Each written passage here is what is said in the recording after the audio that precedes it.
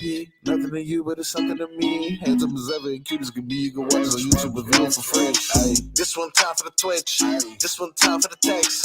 This one time for the phone line. Whole time, what they gonna do next? You know, I just wish you guys would stop the quibbling. Morning, everybody. Hello, Leroy. What's happening? How are you feeling, buddy? I'm fine. I'm fine. I didn't even need the painkillers. Oh, really? No. The food probably relieved the pain. What? What was that first meal? Yeah. I'm embarrassed. Why? Did you go to Well, he's only embarrassed if it was something not delicious. Like, what did you have? Well, so as I was leaving, and I left at 6:30, 6:37.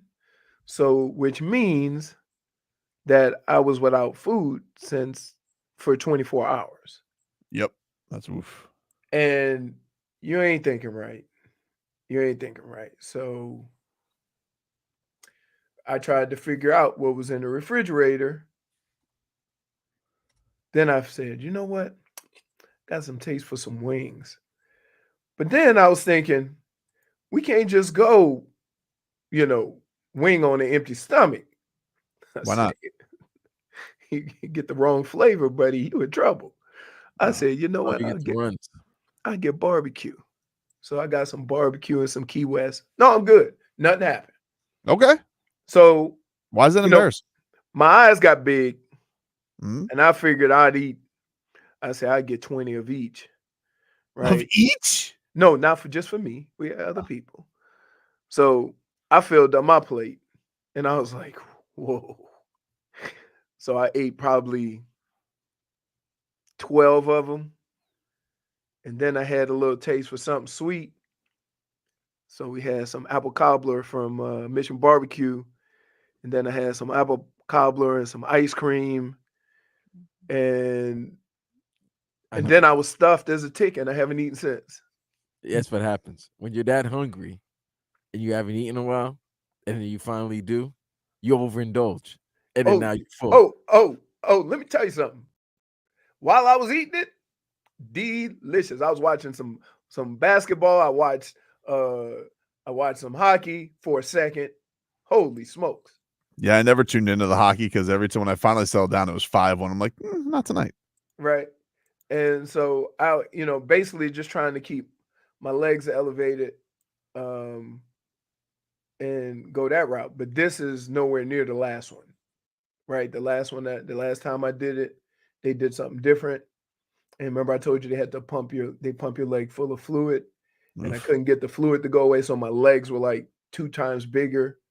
They didn't do that this time. So it's hardly nothing. In fact, when I got back to the holding area, I got up and went to use the bathroom, and they were looking for me. Why are you walking? I'm like, this is nothing. Like, oh my God, but you just got out of anesthesia. If I fall, you'll get me. Yeah, like, I gotta pee. I gotta pee. Don't you got those fancy socks too that don't make you slip? Oh, the grippers? No, they had to take the grippers off once they put the bandages, because it goes all the way down. Like the scars go all the way down to my ankle. So no extra swelling or nothing today? No, not really. I mean, the problem is that the is from my thigh all the way down to my ankles over my foot. It's bunching up because you can't do it too tight.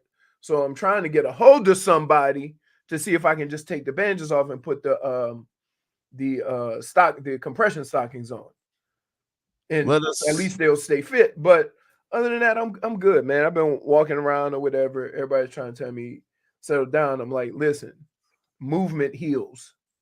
The quicker you can move around, I'm not beating science. You're beating science. You're beating science.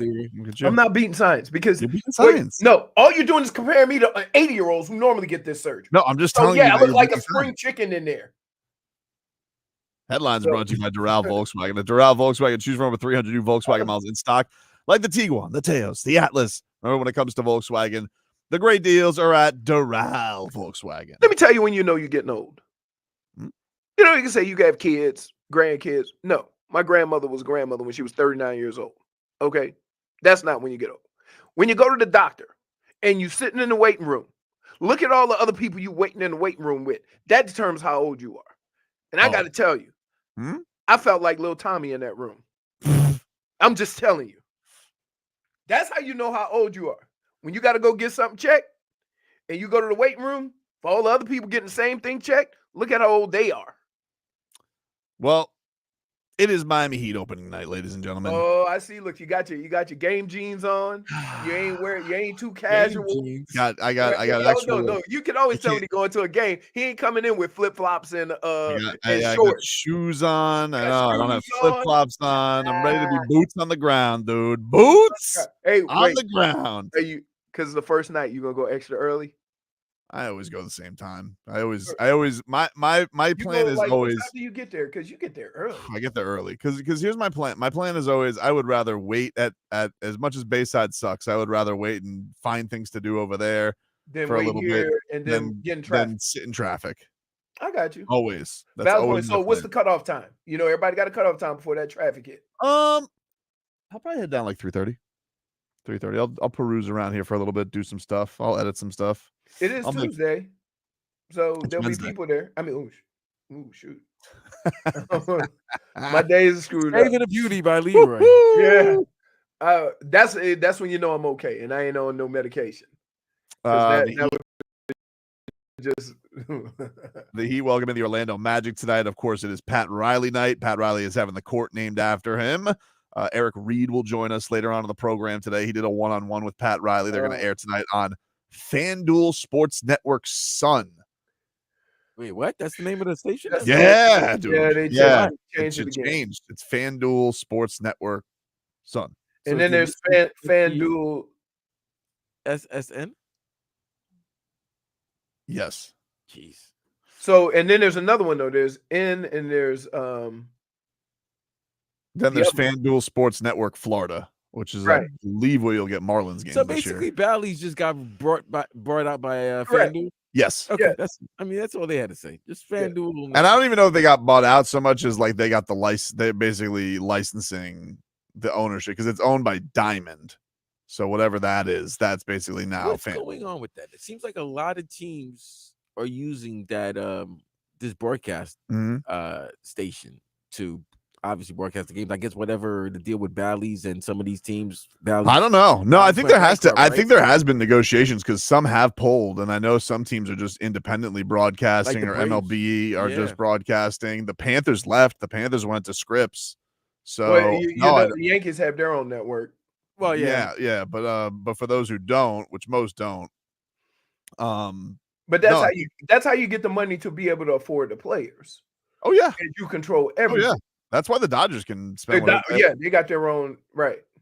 Remember the Dodgers did that, and then like half of LA couldn't even see it because like they had it was the worst. It was absolutely the worst. Yeah, they had a crazy standoff. Right, because there was a battle between Time Warner and the Dodgers. That's the other thing. The cable companies also have a battle with the teams as well because they don't want to lose money, obviously. Right. So they don't want the network that's specifically for a particular sport just to be on. Right. So, I think FanDuel. Those teams want like say Time Warner. They want them to buy the rights to show their programming. That means you don't get none of the advertising or nothing. You're just showing their stuff.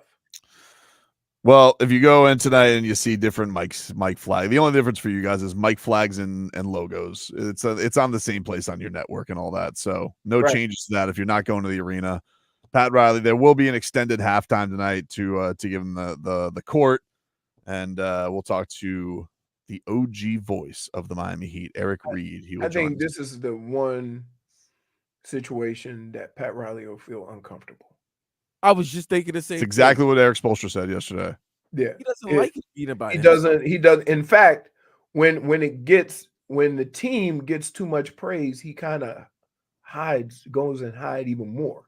Right? You guys take that. You get that. That's Spo. That's, you know what I mean. And so it's good that he'll be acknowledged, but I can just imagine how uncomfortable he's going to be. Last night the NBA season got underway, Leroy. I watched the Lakers get a big lead, bring Bronny in, and lose it. But they won the game. They won the game. They won the game. But let me tell you, hey, that coach ain't no dummy. They had like a 20-something lead, dominating, rebounding, and all that. It was perfectly played by JJ Redick. Yep. He's like, all right, that's a 7-0 run. Get him out of here. Yep.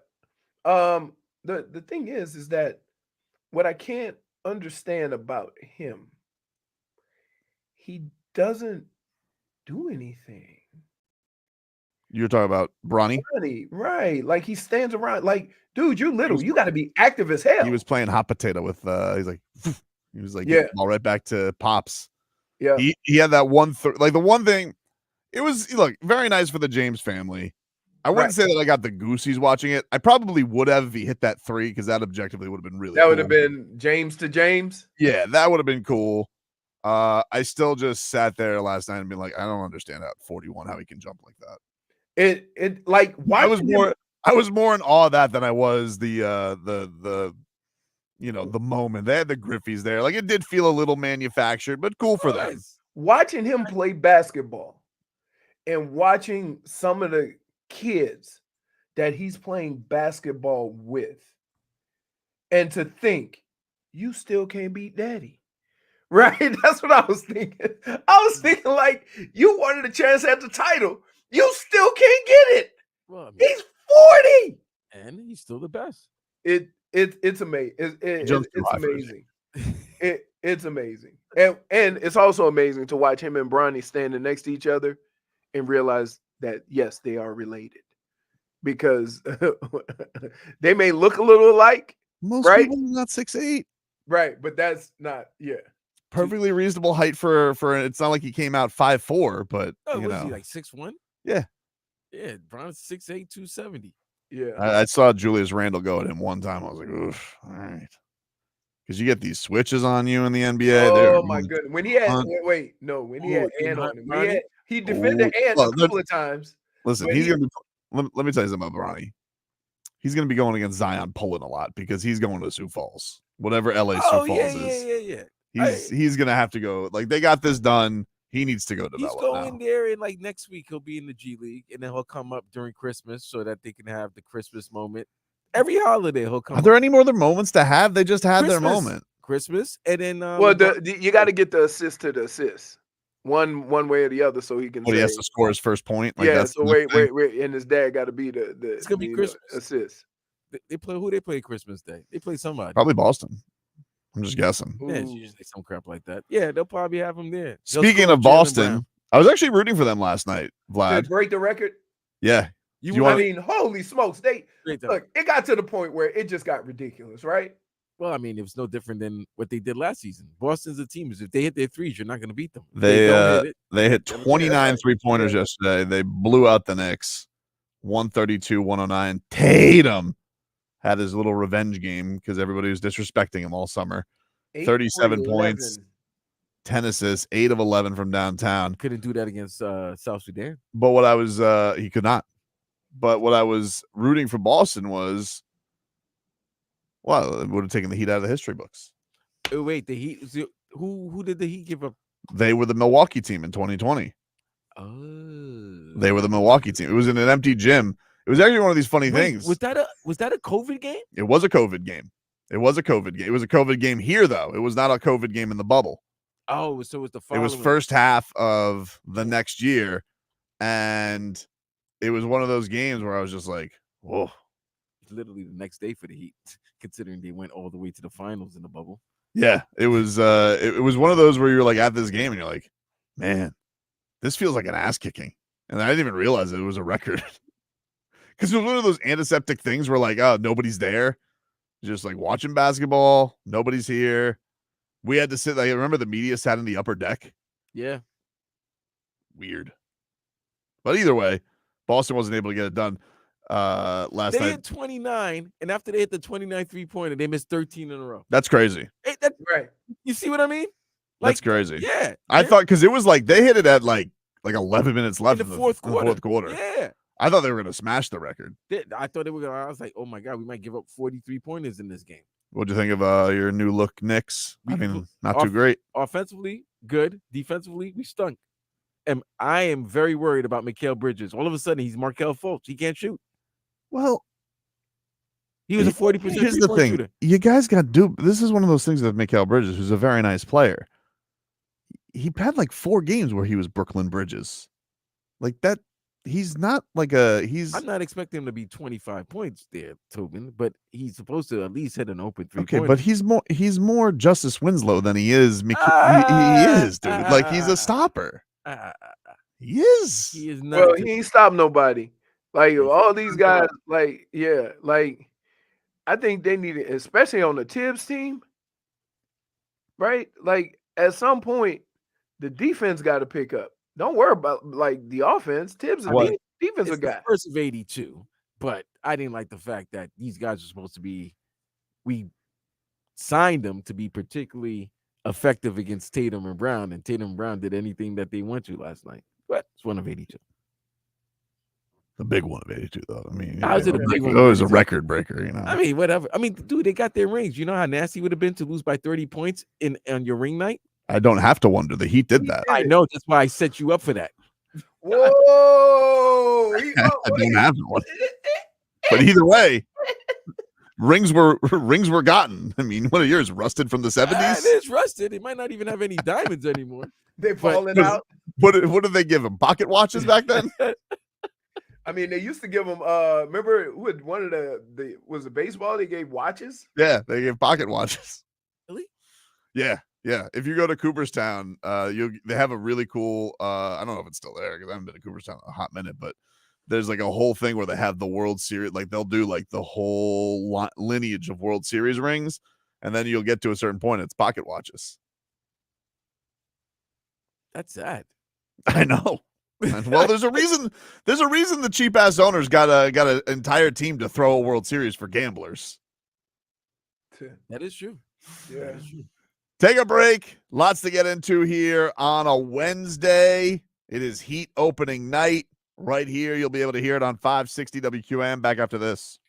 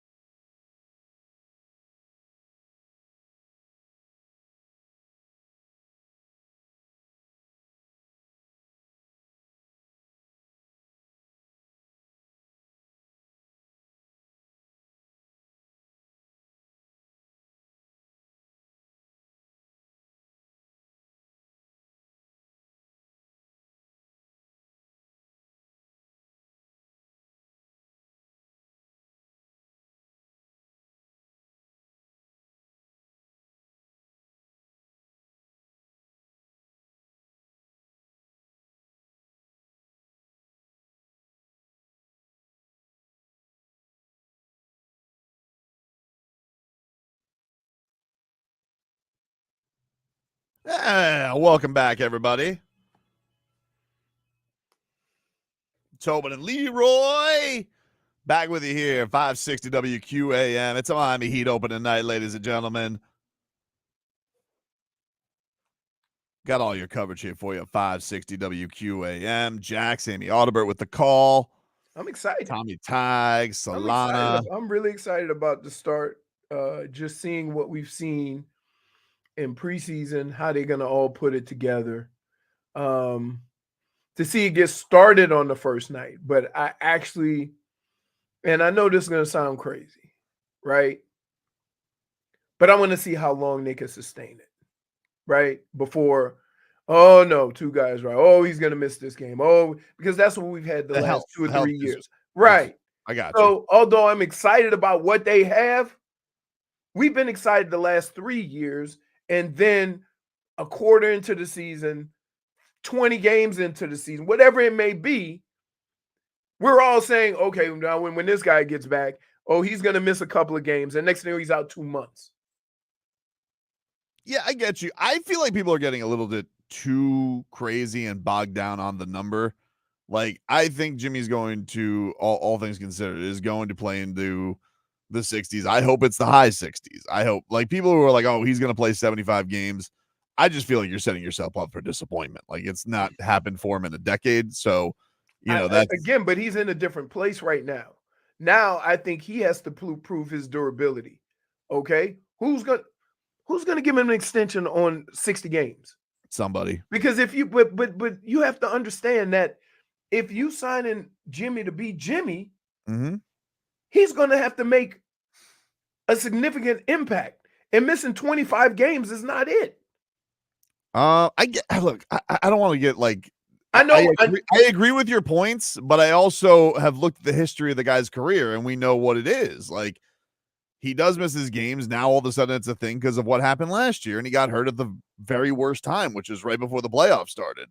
But they do need to take the regular season more seriously. They can't, I think Ron Rothstein said the terms today on Joe, you can't cheat the season. And I do think that that's what happened last year is he and the Heat thought they could kind of just mull through it. And now also it was a crazy year on top of Jimmy being out, because as you mentioned, everybody else Terry got hurt, Duncan got hurt. Like, they had a record amount of starting lineups. So I do think there was an element of bad luck to it too. Here's what I know to be factual. Okay. I don't have a issue with guys getting hurt. Everybody gets hurt, banged up. You need to rest yourself. Okay. But when you take precautionary measures and take games off of that and then get hurt. Dude, look at the friggin' Sixers. Like, they already were talking about this year. They walked into it and Joel's like, not playing back-to-backs. I'm not gonna go, the whole point is, what if he gets banged up? Well, he's out the first week of the season. Right. He got hurt in camp. Right. And Paul George did too. Right. Well, there's a shocker. No, he's not playing tonight. Hey, go believe in that team, please. Go ahead. Enjoy the Kyle Lowry show, everybody. Caleb Martin, congratulations. Caleb Martin's like, this feels all too familiar. Not a team, nobody plays. Is that way? Oh, yeah, that's right. He went to Philly because he sure did. He didn't take the bag that Miami offered him. He did not. He did not. Which I gotta tell you, I like Caleb Martin as a player, and I don't mean to sound like a rat bastard. I don't feel like they're gonna miss him, because I do feel like there was gonna be more of a shift to Jaime. There was going to be more of a shift to Nico. And also, I think Haywood Highsmith can do all the defensive stuff that he can do. So I really, like, if you would have told me they would have put him down for I think it was like a 5-year deal they were offering, I'm like, I feel like you're just doing that so you don't like lose him for nothing. I don't know if you really are in this spot where you need Caleb Martin. He's a good player, and I think he's going to help Philadelphia. He's very much proven himself as a playoff player. Right. But, it's one thing to have him as the lovable two-way story, and then it's another thing to pay him $15 million a year or whatever he ended up getting. I think he actually ended up getting $9 million. I mean, some of these contracts, do you see what these rookie contracts are going now? It's crazy. Wait a minute.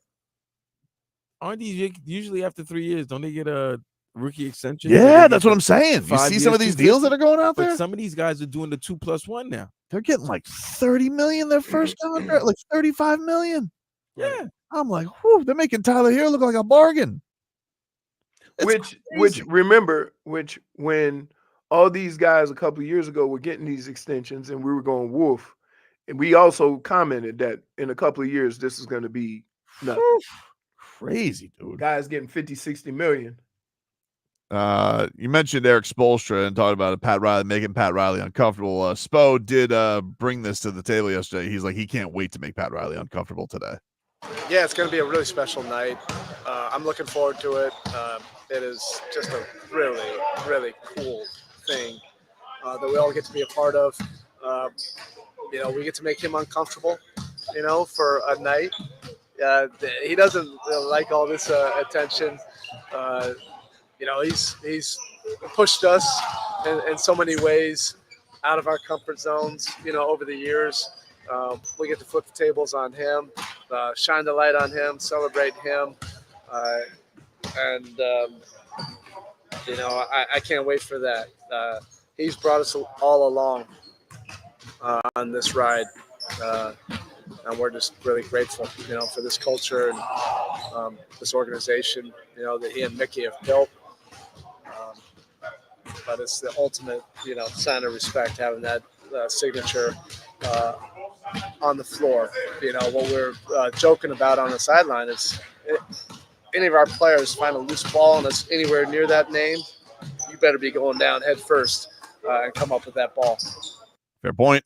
Here's the look at it for those who want to see it on our YouTube and Twitch page. You guys can look how it's going to look. Has it been on the floor for preseason? No. Oh, okay. So it hasn't been out there yet. But I believe it's out there now. All right. I have questions. Look at that. Oh, goosies. What do you have questions about, man? Which player you think is going to disrespect the court? What do you mean? Like, in a game, a heated, competitive game, somebody hits the three, and then somebody wipes their foot. Like, you know what I mean? Like something to that. Seems like a lame Tatum move that he would try and copy from Kobe. I would say it would be Nick. Actually, I think it would be a 76er. Like nobody's Joel Embiid. Joel Embiid does the DX chop on Pat Riley. Maybe a DX chop, or just like wipe your foot. Like before you go into somebody's house, how you. Yeah, there's not many players I think that would do it, but I think like Joel. If I think of the guys who I think would do it, Ant's not going to do it because he wants to come here. But but Joel Embiid, I think Joel. If I pick Joel Embiid and I pick Tatum. I think like those would be the guys. I can see Steph Curry doing this right as he stands on the Riley name, and he just. But I think here's what's going to happen. You might hit it from the signature. Think about this. It's on the court. So anything that anybody does, they might not even be paying attention. And they but there are particular players, or they know, like if they hit a game winner, of course. Steph can pretty much do anything. Ain't nobody gonna badmouth Steph. You think Danny Ainge is gonna tell Larry Markkinen to do it when the Jazz come to town? Well, Kessler, he'll have Kessler. Walker Kessler, yeah. By the way, what's that? I was watching that Lakers game. Boy, they got an intangibles group, don't they? Oh, Dalton Connect. Well, I mean, West Side Connect. Listen, they're coached. You know what I saw when I saw Connected there? I started singing Rex in Effect. Yeah.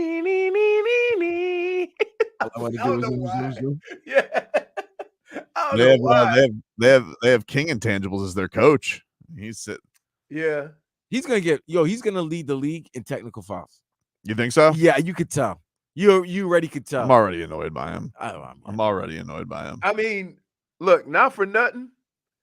That is the most, maybe it's the first game, but that is the most energy that team has played with in a minute, right? Not standing around, standing around and stuff like that. It's going all according to plan. But let me tell you, and I hate that I do this. I'm still a little groggy from the surgery. I'm watching TV and I'm watching, Big Frenchie on the floor with Ant-Man. And I'm thinking to myself, this is a perfect scenario for Tobin, right? Because in a year, Ant-Man's going to say, get me out of here. Because they look terrible. And he's yelling on the court after game 1. Yep. Let's go. Interesting. Oh, my goodness. You're just saying What's obvious, Leroy? I don't have to put it out there. Hey, I don't have to put it out there. Rudy I Gobert might is still going be nowhere. under the, you know. And Edwards is going nowhere, man. Rudy just got a bag yesterday. He got 130 I million. know. I couldn't believe it. So he's going nowhere. Rudy Gobert got an Rudy extension Gobert, yesterday yeah. too. Extension. I think he like took a haircut on his You know fight. why? You know why? Because he wasn't getting that 130 Well, they have, million nowhere else. They have a weird ownership battle going on right now because like A-Rod is trying to get control of the team, and it because the old owner is not stepping away. He's like claiming they didn't hit their payments on time, and supposedly that's like another holdup. And if I know Levitard's put like some stuff on this where he said like if A-Rod doesn't get ownership, then the GM is going to walk, and then that is going to lead to more disarray with Ant because he's got a relationship. I don't know. I'm just telling you, this stuff's out there, dude. No, Ant does have a great relationship with Alex, and they were going to sell the organization to Alex and his partner, his business partner. Then I think all of a sudden the owner realized, wait a minute, this team is actually good. Maybe I won't sell it. I know. He pulled some. That's some shadiness. He did some shady stuff, man. He did Absolutely. some shady stuff. But Leroy is right. That Rudy Gobert is a big stiff, which you don't want on the court. Pretty much. But you do want that in the bedroom. That's why you want to try Blue Chew. Blue Chew is a unique online service that delivers the same active ingredients as Viagra and Cialis, but in a chewable form and at a fraction of the cost. So whether you're married, you're looking to spice things up, or you're single, you're trying to impress somebody new, Blue Chew is for you. Chew it and do it. No doctor's visits because it's all online, man. No pharmacy lines. Just ships right to your door in a discreet package. Although you're not going to be having a discreet package after some Blue Chew. Let me tell you about that. Anyway, I got a special deal for all our listeners out there. You guys can try Blue Chew for free when you use the promo code SHOWPONY. You use the promo code SHOWPONY at checkout. You're paying just $5 for shipping, but you're getting your first month of Blue Chew for free. That's BlueChew.com. Use the promo code SHOWPONY at checkout. You're getting your first month of Blue Chew for free at BlueChew.com. That's BlueChew.com.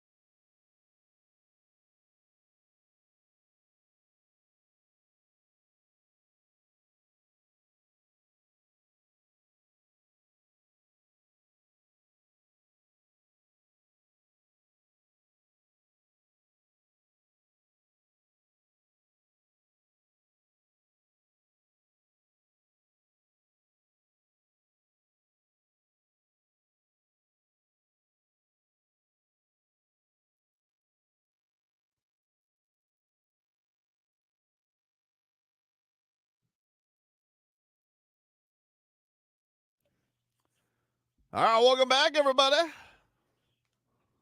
Tobin and Leroy here with you, 560 WQAM. What's going on, Leroy? Doesn't have his headphones on? Oh, he doesn't have his headphones. I'm playing a song for him. I know. He doesn't see it. He doesn't see it. He doesn't see anything. What are you doing, dude? Like, what are you doing, dude? I called Big Spoon, and she called me back right before the segment started. So I was trying to text her. Gotcha. He has to text the wife back. Of course. Before work. That's first and foremost. Yeah. Although she does use that, the rules of that loosey goosey. Our Dave & Buster's gift card giveaway is back. Ooh, and we got a 5 TV. Yeah, they got a big ass TV, man. $250 gift card so you can see some football, some heat tonight. If you go to Dave & Buster's, you watch opening night. Panthers, don't watch last night. Inter Miami, as they go into the MLS playoffs. You guys can enter this contest. Go to WQM.com/contest. Dave & Buster's, eat, drink, play, watch sports at Dave & Buster's in Highland. Might be a great place to watch the Canes game this week. Did you see Cam Ward, Leroy? They just released, Adidas has just released a new commercial as he is their new signature football athlete. Been grinding, moving in silence, working my way up, better every year. The work, the dreams, this is it. I'm gonna take it all. Why not me? Cameron Ward, Adidas football. Wow. There goes the chances of Nike going back to Miami. No, because well, listen, I don't think Adidas was going to let Nike poach him. I'm just saying my theory was, the Canes have not been the same since they went to the Shells. But, they left the swoosh for the Shells. I'm just saying, when they were the swoosh, they were winning national titles. That's true. I mean, all of that, ACC, a lot of that stuff for sure. But then when they went to Shells, cool stuff, but they haven't won. Mm-hmm. And then now they got this guy. Now this guy, if he's doing a commercial with Adidas, that means he's got an Adidas deal probably already. Who is the coolest? Yeah, they can pay him.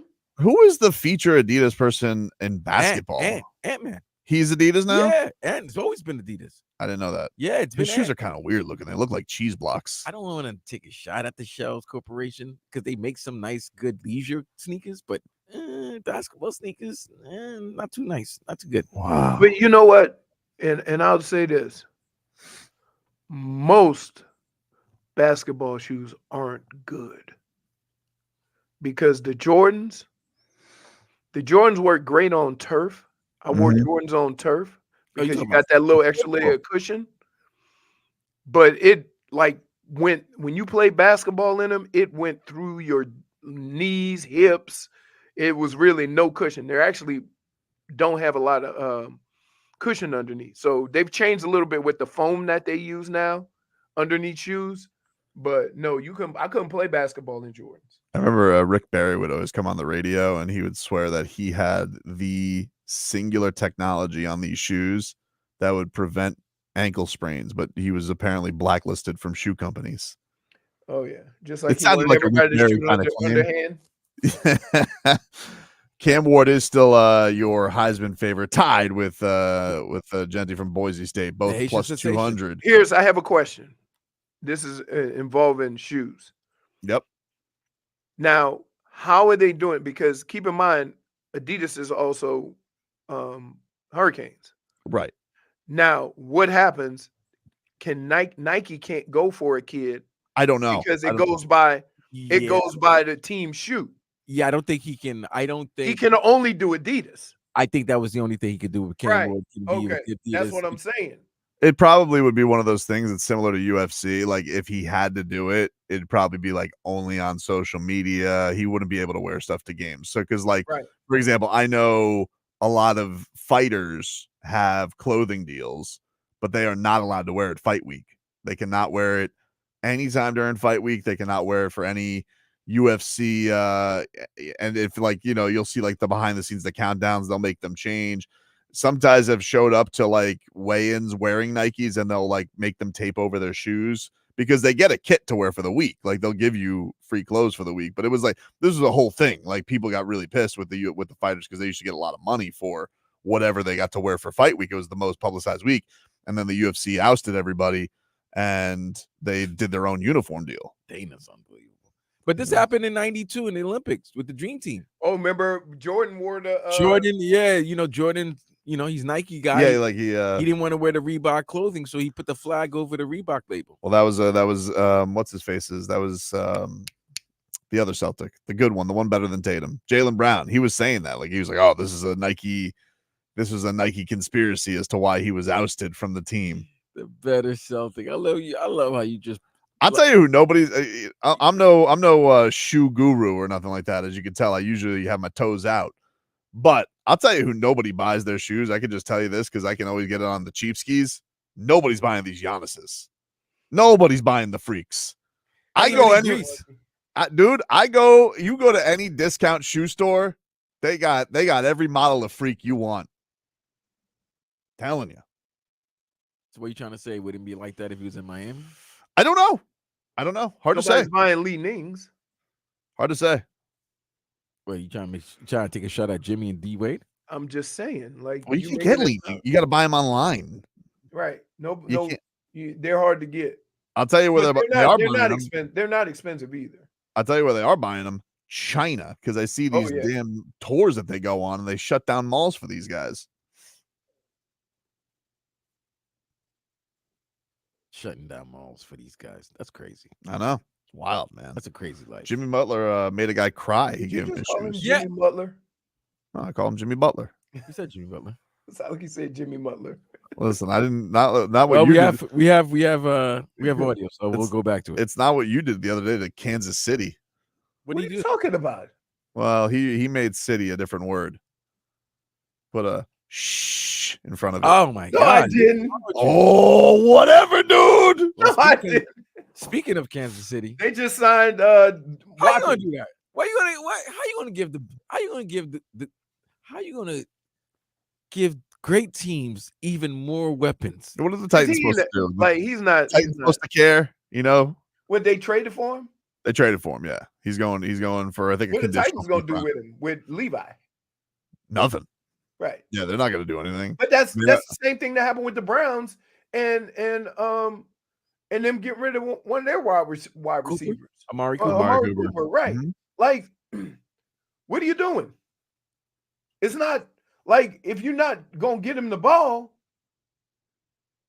which reminds me, listen, I might not be liked in Cleveland after today. Oh, you gonna do your hit today, huh?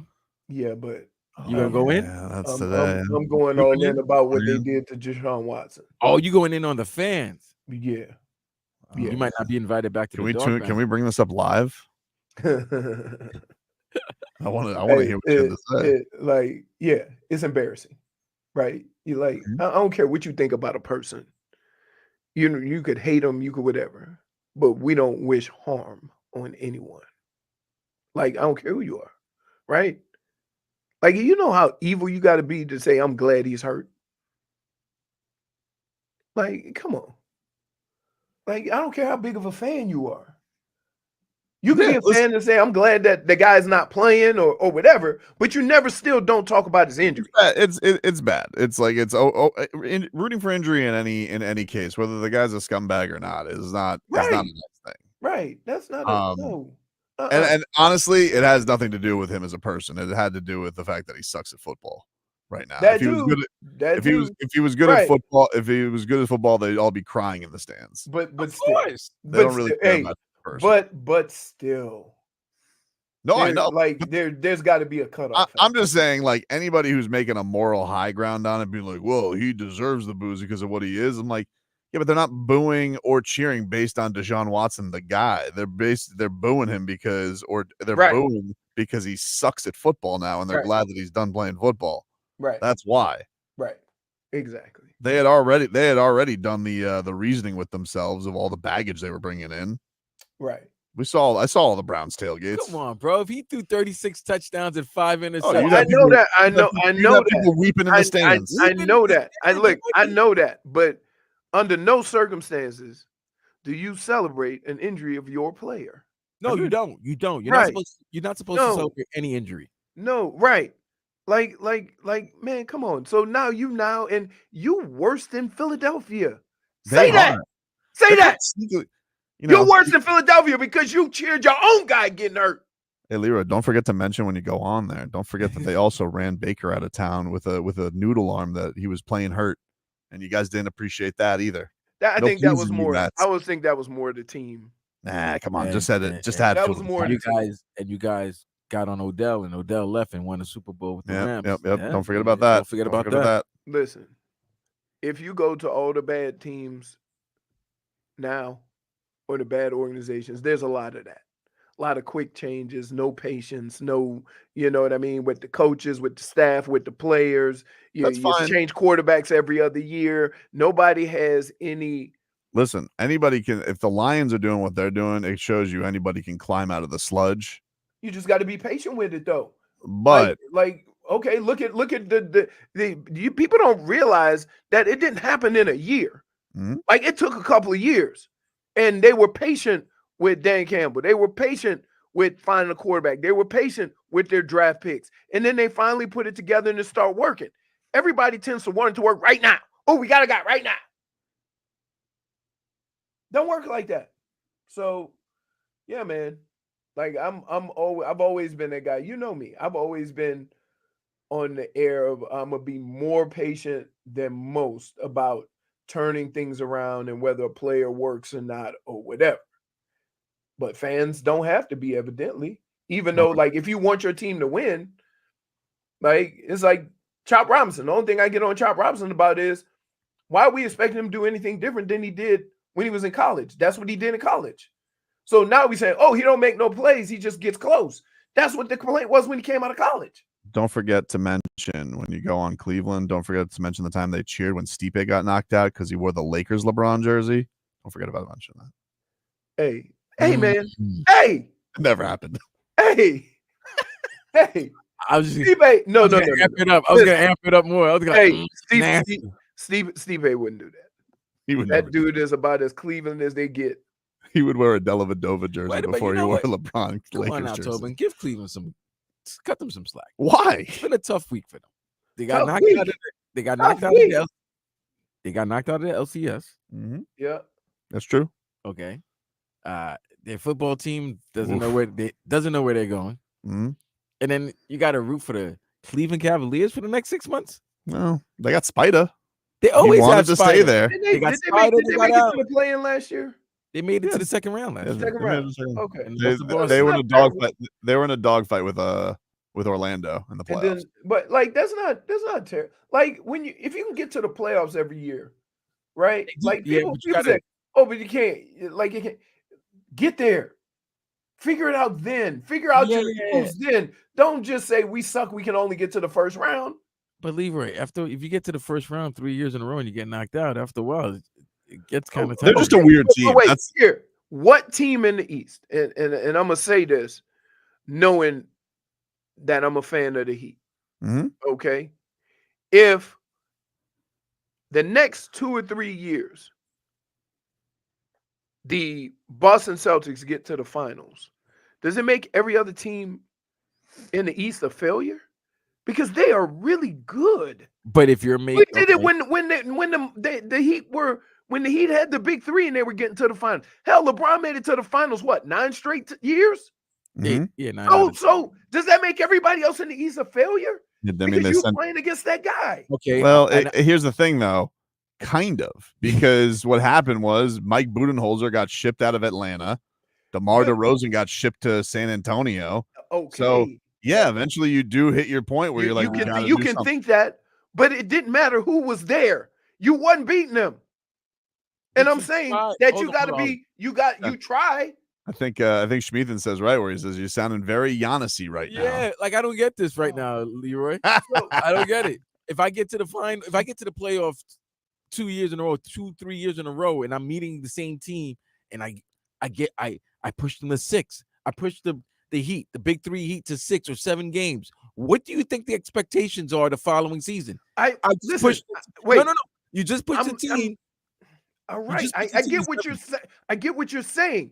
I'm saying that you do try to improve your team, but when it gets to that point, they usually start firing coaches and stuff. Right. That's what happens when you It ain't the improve your coach. team and you don't win. It's I don't know not what the we're arguing coach, about though, if anymore. you talking about the scenario you talking about. We got to take a break, Leroy. We're way over. We got to take a Fine. break. Hour 2 is next.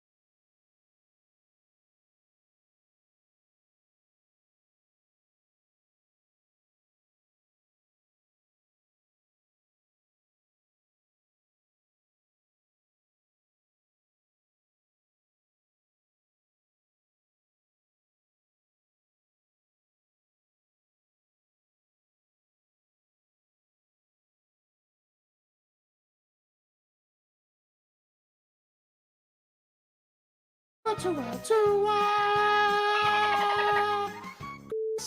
go to hell. Tua Tagovailoa, Dolphins quarterback. Daddy loves you guys. Our Tua with Tobin and Leroy. Check the history of Hour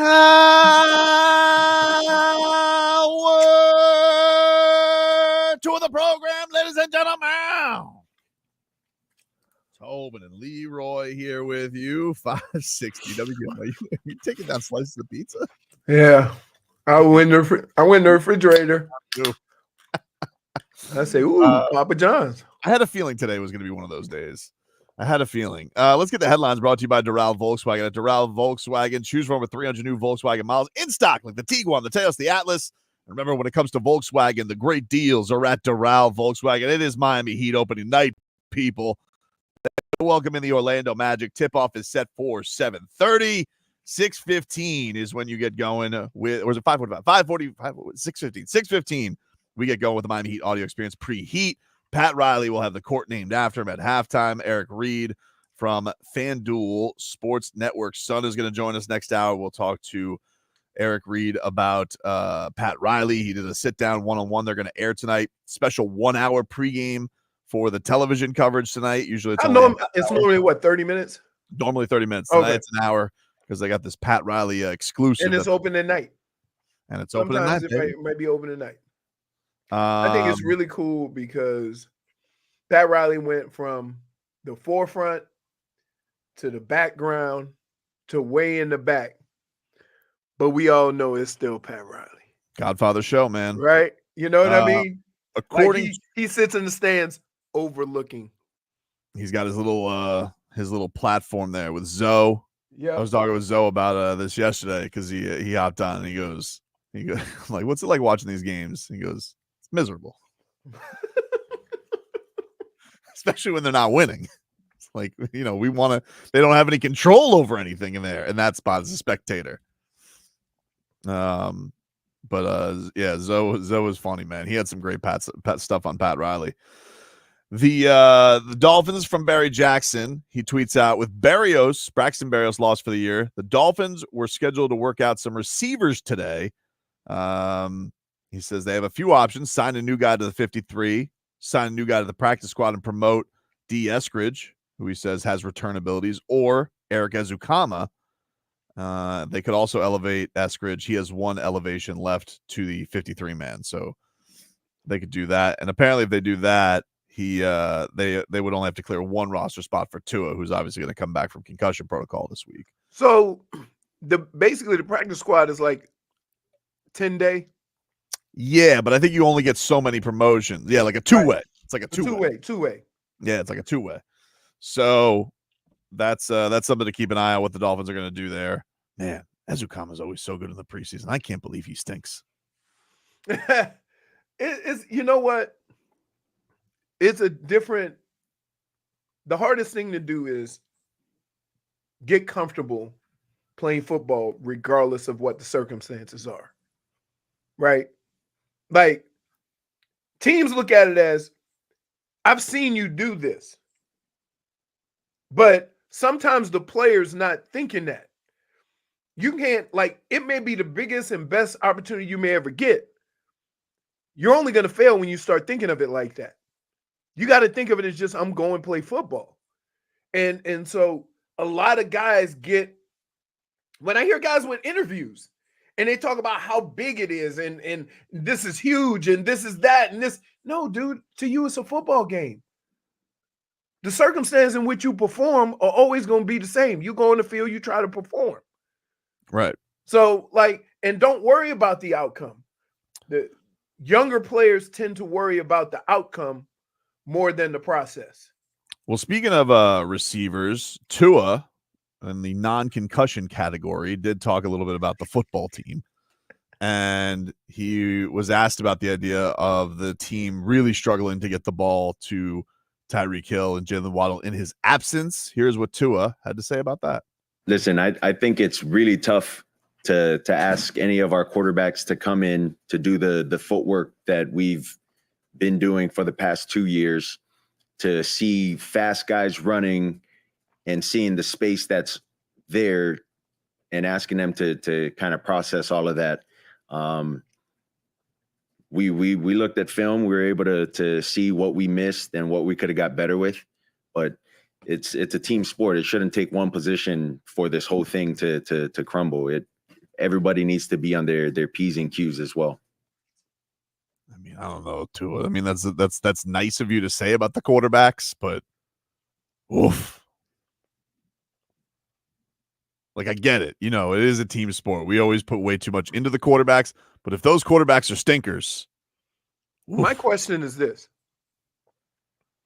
As an offensive coordinator, if you have a guy that you've done all this stuff with, can't you simplify the route combinations for the next guy? So, for example, you ever hear to say, oh, they're going to give him a nice 3-level throw. You got a shallow cross, a mid cross, and a deep post or a deep corner, right? Yeah, so you got 1, 2, 3. They're right in front of you. You're rolling out to the right. Pick one. Like, why couldn't we have done stuff like that? Like, it's still like every receiver knows how to run a damn route tree. You going into a game and changing that route tree doesn't mean all of a sudden the damn wide receivers don't know how to run routes. You know, you got to try to. Do you think it was so much as like he really wanted them to be conservative? I do. Because, again, to ask somebody else to come and make decisions the way Tua had to make decisions is unfair not only to the team, but to those guys. So basically, he tried to go into his playbook that kind of made reads easier. They weren't those quick throws. But then you put your quarterback in trouble because now you're patting the ball back there. It is amazing how much a guy like Mike McDaniel, who we were saying, you know, old wheelbarrow balls, you know, he would go for it no matter what. He'd go for it on his own 20. Bad quarterback will make you get conservative quick. Is he any different than any other coach? No, but that's what I'm saying. Like, it changes you as a person, you know? It almost seemed like it broke Mike McDaniel as a man, not having to. He's like, dude, I'm shook. I'm broke. Yeah, I'm trying everything. Yet he did tell the media that he told the team, Tua is not our savior. Across the board, I think everyone would say that he's the leader of this team. So I think that's a powerful thing that, you know, his team will appreciate. But, you know, I think it's important to state and to you know, what I just finished talking to the team about is that he's not the savior either. There's a lot of things that have to be looked at from an individual's game and you know, all three phases to get better. Because stop this right now, Vlad. You know, it's I'm for we it. can stop this right now. Let me tell you something.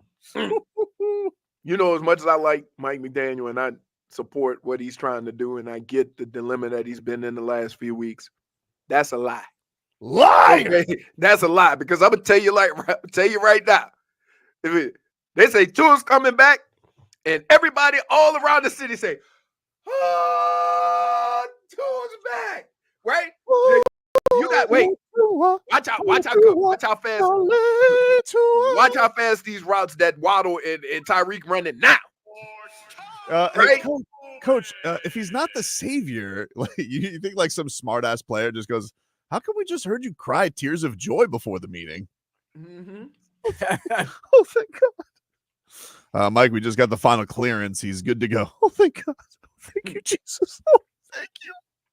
Oh, I missed him so much. As a coach, you're always going to say you're going to say the Eric Spoelstra words in your own way.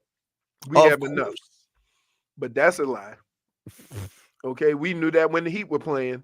Oh my God. We said we got enough. Who is that? That's what we say. Who is that playing?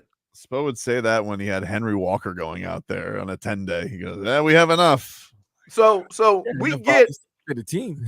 hey, we get what everybody's trying to do. And you would hope that you could have somebody to hold the fort down. But let's be clear. There's certain positions on your football field, okay, that or on your team or in your organization that without them, you don't function. Did you see the damn Philadelphia Eagles or did you see the New York Giants without Saquon?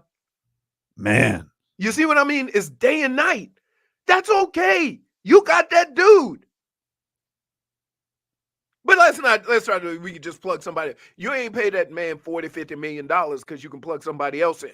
100%. Like, look, there's a reason they've referred to him as highest paid employee before the season started. Like, you can tell me he's not the savior, fine, but why are you giving him all we that all money to know. say he's your savior? We all know there's a reason why quarterback's the biggest line mover in the game. It is what it is, you know. Like, I agree. It can't all be Tua, but like we've all very much noticed. Like, my God, it has been all. And by the way, it ain't like he's coming back against the Ravens. You know, like let's go, dude. It's like when the rope breaks on the lawnmower. The lawnmower technically still works, but you can't use it. Don't start. All right. Well, enjoy your Cleveland roasting session. We'll talk to you in a bit. All right. Take a break. Back with more after this. This hour of Tobin and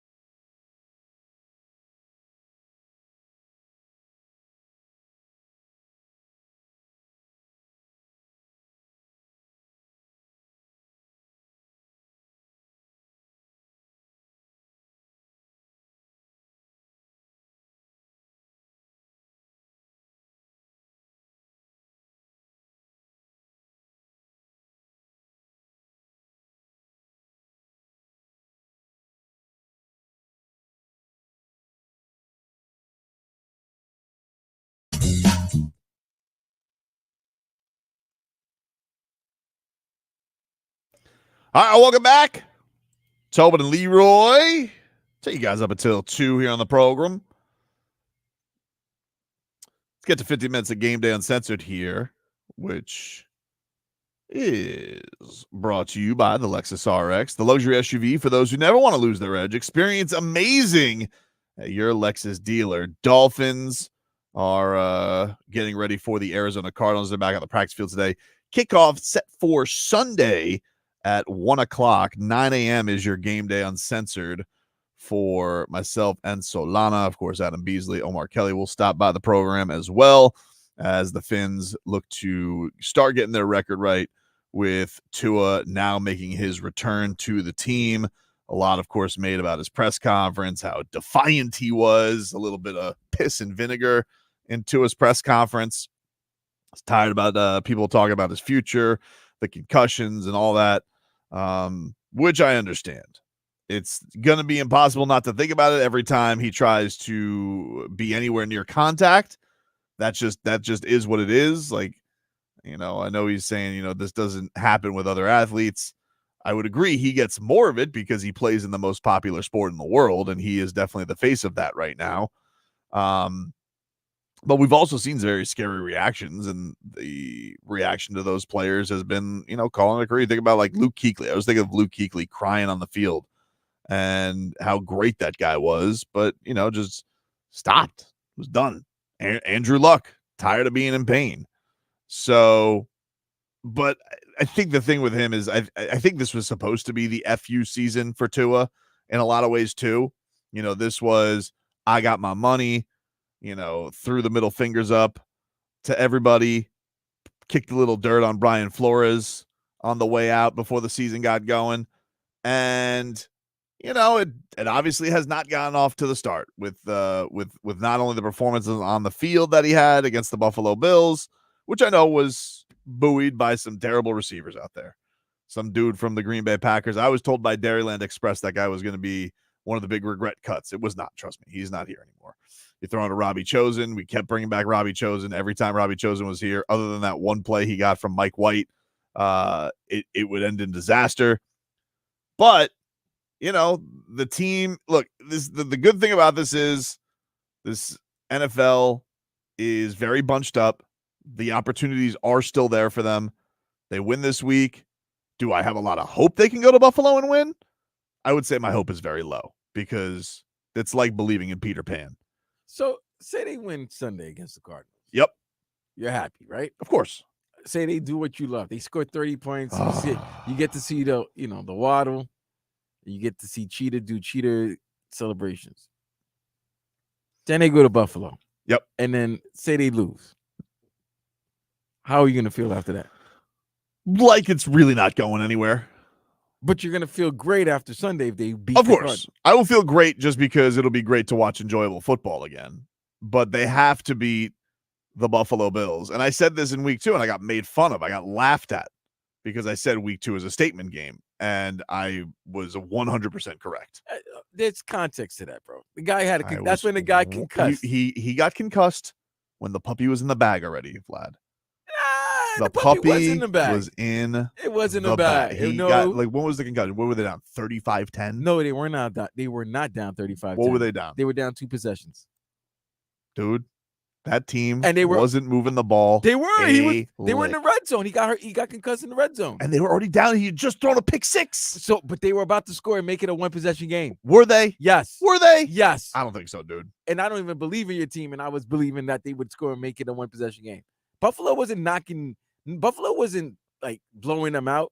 Buffalo offensively because they didn't have to. They kept giving them the ball. Miami was driving on that team and was turning the ball over. Probably the biggest problem of this Dolphins team this year, other than not having their quarterback, is they don't stop giving the other team the ball. Okay. They do that all the time in like epic fashion. But they have thrown the worst pick 6s.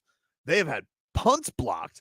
They have had epically bad timed fumbles. This team's ability to give the football to the other team when they're rolling is probably their biggest problem out of anything. Undisciplined, cannot take care of the football. But that Bills team, if you thought they had a shot in that game before Tua got concussed, you're crazy. Dude. I didn't think they were at a shot but you guys were struggling prior to that and just before that game. But what I'm saying was they were driving. They were moving the ball on Buffalo that game. They just, like you said, mistakes, bad mistakes, turnovers, penalties, whatever. Dude, they were down 31-10 when he got hurt. No, they weren't. Yes, they were.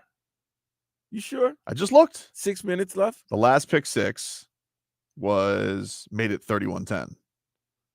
It was over. I guess I was trying to shoot you some bail. I appreciate that. That's nice of you, but no, it wasn't close. Okay. It wasn't close. It was blown. It wasn't close. Okay. It hasn't been close. That's the thing. But then, okay. So then here's my question. Then, mm-hmm. Even prior to him being hurt, yep, he wasn't moving the ball, and the offense wasn't looking the same. So what makes you think that he's coming back after 5 weeks of not playing, and it's going to happen just like that? Here's what I would say. Ta-da. This is what I would say.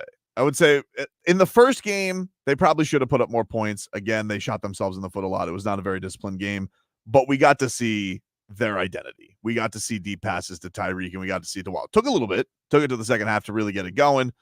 But I think that they showed themselves to be themselves in that game. Now the Jags suck. It is what it is. The thing with them is this is right up their alley. Average to bad team at home. This is kind of the Dolphins' playpen in the Mike McDaniel era. Like, if you're a good team at home or a good team in general, they don't handle you very good. But Arizona's in that wing. I don't think they're good. They're fun. They got some fun. I like watching Kyler Murray play football, but they're kind of meh. They're not. They've been feisty. They've had some good wins in division, but that division's looking a little worse than we thought it was. Right. So I think this is right up their alley. But this is what I'm trying to prepare you for, Tobin. See, if they win 31-10, yep, 34-13, you're going to be excited. Yes. You're going to be happy. Will I feel froggy about the Bills game, though? I don't think so. You're not going to feel froggy. I don't know. I don't think so. I think I can't. What? I would be a sicko to think that. You're already a sicko. That's fair.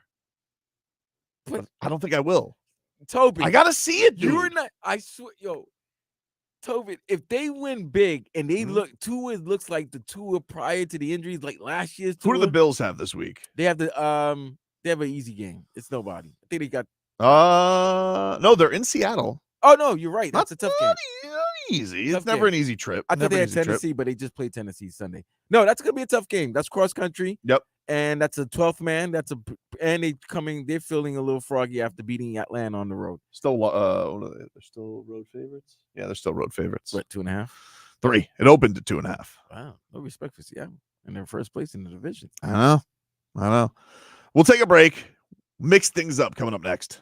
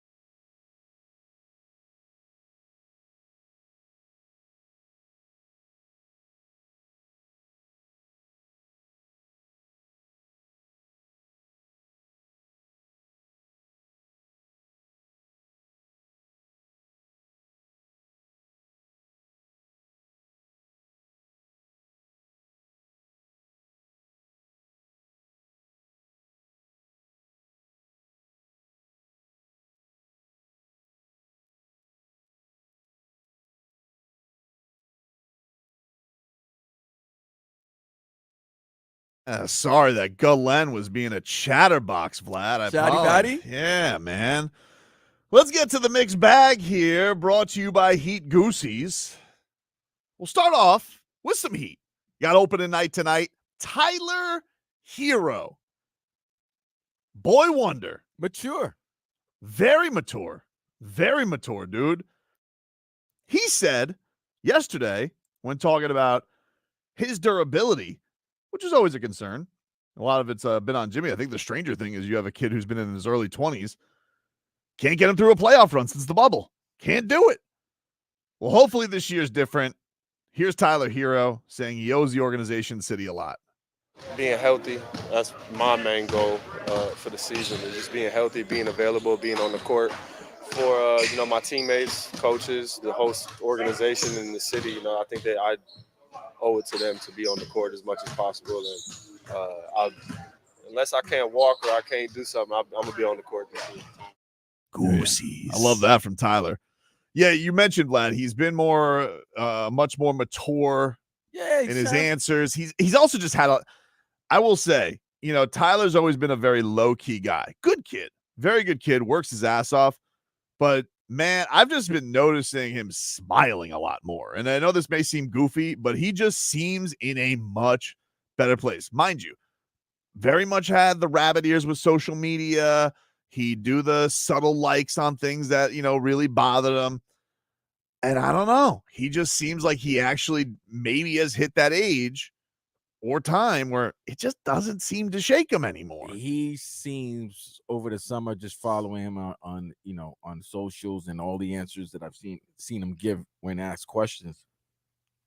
Very seems very happy, very comfortable. That's another one. Like, he's comfortable. Maybe he knows. Yeah, he's comfortable in his position. He's comfortable, like you said. He was being an a-hole last year. He was all in his feelings because he said that. He did say that. His quote to Ira was, "I was in my feelings."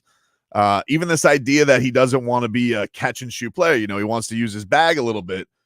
But damn, dude, you're a good shooter. You're maybe one of the best shooters in the league. It's not an insult. They want you to shoot maybe 10, 11 times out there. It's like you said this earlier. If you're 19 years old and you're coming to the city of Miami and you're playing for the Miami Heat, and then you have success early, and it's not like some little success. You had great success. Yep. You got to the NBA Finals. We were comparing his stats to D Wade's playoff run his rookie year. So it's like, it was insane, right? And then all of a sudden, you're everybody's favorite now, right? And ladies are lusting for you, the whole nine. And then all of a sudden, now your affairs or a public fodder now. He seems like a guy I'm with my lady. I've got 2 kids. I'm comfortable. I got my bag. I know what I am. I know what my role is. I'm expecting a big season from Tyler Herro this year. I hope so. Barring any injury, I expect a big season from him. I just like his whole demeanor, bro. Me too. I agree with you. Another guy whose demeanor I love, Max Holloway. Max Holloway is fighting this weekend, Vlad. I cannot wait for this fight. For the fight fans out there, be forewarned.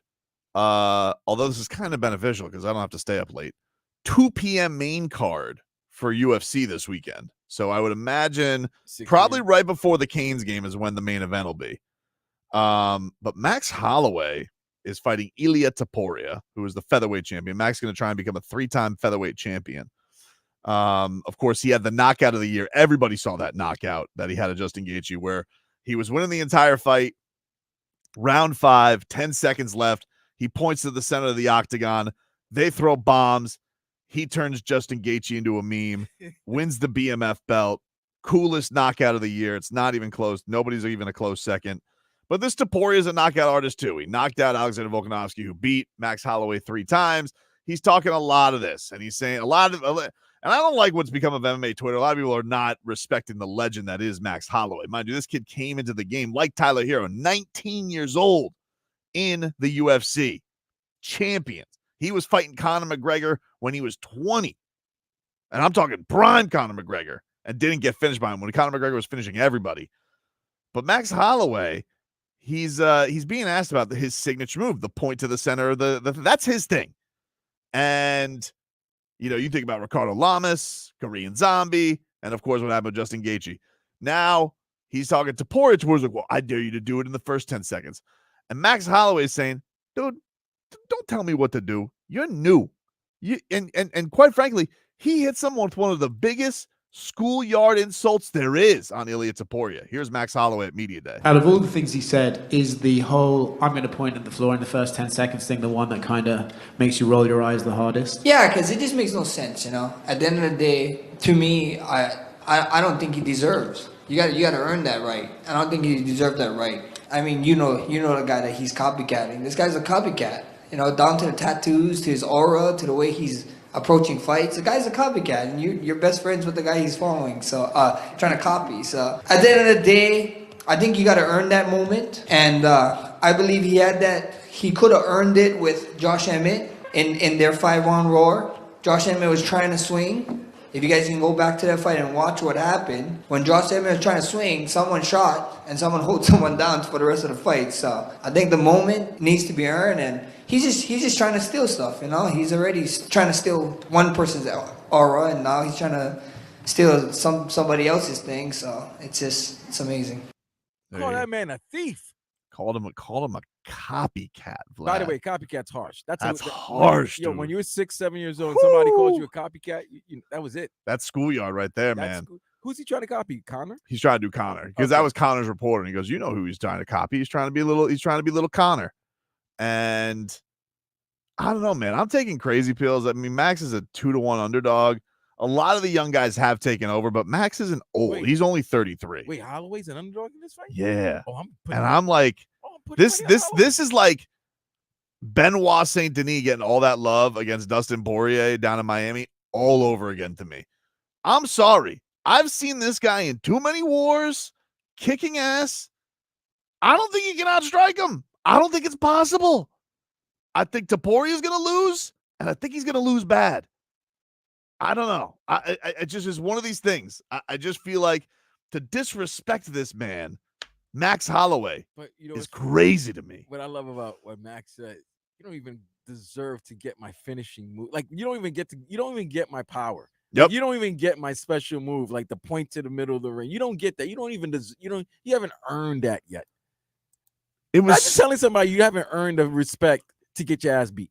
Topuria is good, but I don't like it. Like there's some people you just shouldn't trash, like because they're just legends, and he's one of them. Like really, dude. Oh, point in the first thing. Like the whole point of Max Holloway doing it when he did it, why it was cool, is it was unnecessary to even put yourself at risk. Right, he was winning the fight. Like he was actually putting himself at risk. Like one hit a quitter, and it would have been over for him. He could have. And we're talking about Dustin Poirier. Yeah, we're not or Justin Gaethje. Justin Gaethje. Yeah, we're not talking about like some noodle very arm, dangerous noodle punch guy. We're talking about a dangerous guy, and winning the fight clearly decided. All right, for the fan and for entertainment, let's go out.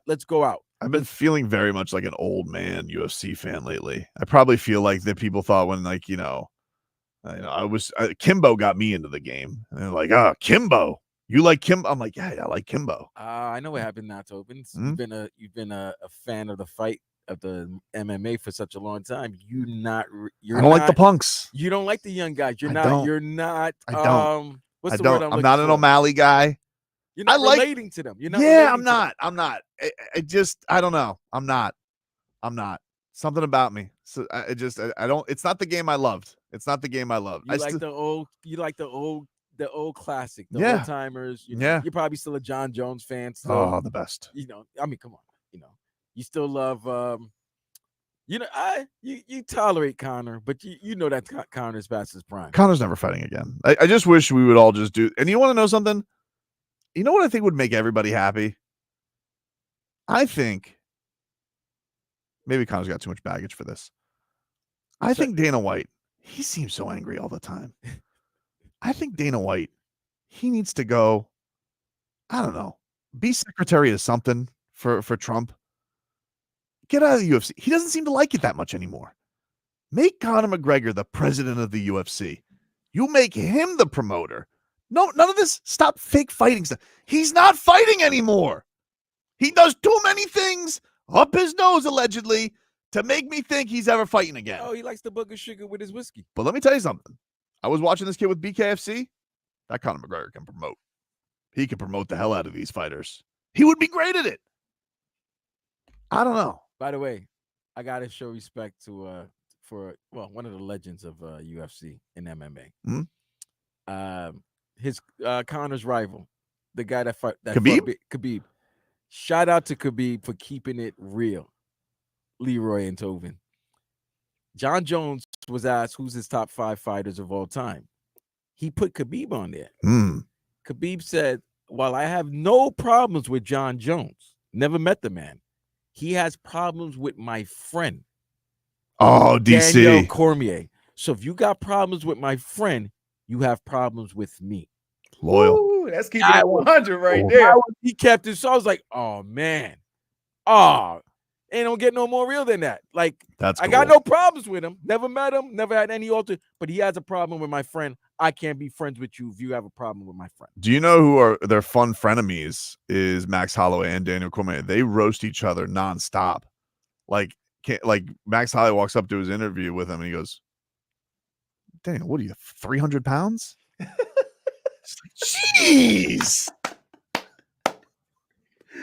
All right, give you one more here in the mixed bag. Mario Cristobal. He was asked about the defense. Miami giving up a lot of points, but the Canes coach not concerned. I don't feel concern. Feel urgency. I mean, it's almost for a fact that we're better than some of the things we have shown, and that we need to be consistent in showing we got to get there, and you get there together. During the year. I mean, the one thing that really stands like strong in our program is, it's there's no division from within. Can't have it. You just this football stuff. I mean, you see week after week, man. It is absolutely insane the way that some of these games go. And so you've got to take the fact that we may win some games 52-45, and we might have to win one 3-2. We don't know how it's going to come and when it's going to come. So until then, together, move forward and press on and just find a way to get better. I guess it's that simple. Just get better. Just get better. Tobin would cry if they won a game 3-2. You know that, right, Leroy? What are you talking about? Oh, yeah. If this game? If the Canes won a game 3-2. Not possible. What do you mean it's not possible? I mean, it's not possible. Like, they put up too many points. Like, it's never going to happen. But you just heard the coach say that we might win a game 52-45. We might win a game 3-2. Ridiculous. You see? It's a ridiculous statement by him. I will tell you what'll get your defense better. Playing FSU. I thought you were going to say Blue Chew. I already did it for the day, but I'll save that one. We'll take a break. Back with more after this.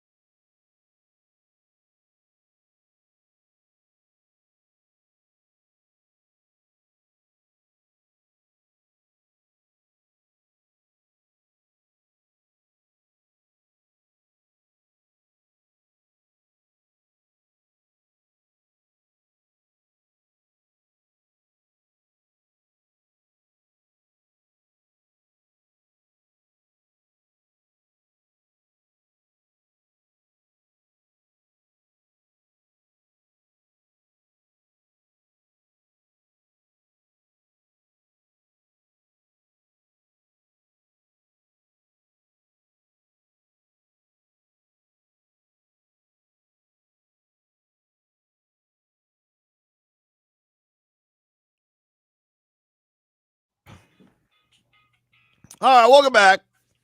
Tobin and Leroy here with you. Quick segment because we got to get to Eric Reid. He's going to join us at about 12:15. You guys want to see what my legs look like? Sure. Not really, but I mean, they told me I could take the stuff off. I need to go put my other stuff on. These are all the incisions I have in my legs. Can't really see it yet. Can't really see. Don't worry. Lower it. Oh. Oh. Wow. Yeah. Skies out, thighs out.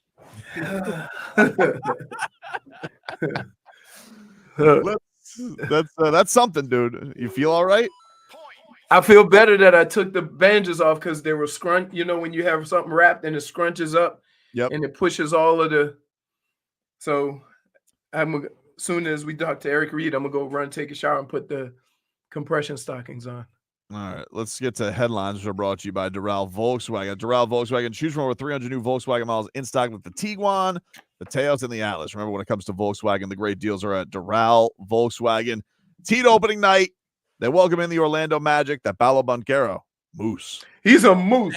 I mean, he's the closest. You know what he reminds me? He reminds me of LeBron as far as their build and how athletic they are. He's a big dude.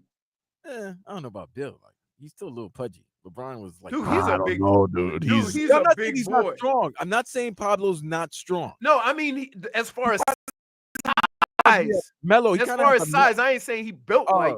I'm saying as far as size, being 6'8", 6'9", being able to move and hit threes and all kind of Kind of reminds me of Melo more than LeBron. Gotta watch out. Melo. Yeah. What? Body wise. Melo couldn't bend his knees. You wildin'. Time he could. Melo, what you wildin'? Melo's had one of the quickest. He was one of the best offensive rebounders. His first step was unbelievable. We got opening night last night. The Celtics, they tied an NBA record, 29 3 balls. And that was at the end of the third quarter. So why they couldn't make one? Because like you told you, Leroy, they're feast or famine. If they're hitting threes, you're not beating them. If they're missing threes, you can beat them. 132-109. Jason Tatum, he was 8 of 11 from downtown last night. The Lakers beat the Timberwolves 110-103, of course, in the middle of the game. Bronny and LeBron checked in the second quarter together, and then they gave up 7 straight points, and they said, get the hell out of there, kid. Beat it, kid. Hey, it was crazy. It is crazy. It's a legitimate crazy how thing. quick. And you know what else was It crazy? brought the Grippies in. That's how crazy it was. How small he looked out there. Yeah, very He much looked so. tiny, didn't he? Well, he's only 19. Yeah, but So's still. Jović. He didn't look that tiny. Oh, he's now Jović was 6'11. Oh, like 6'10 also. Man, I wish I could do my voice right now. Anyway.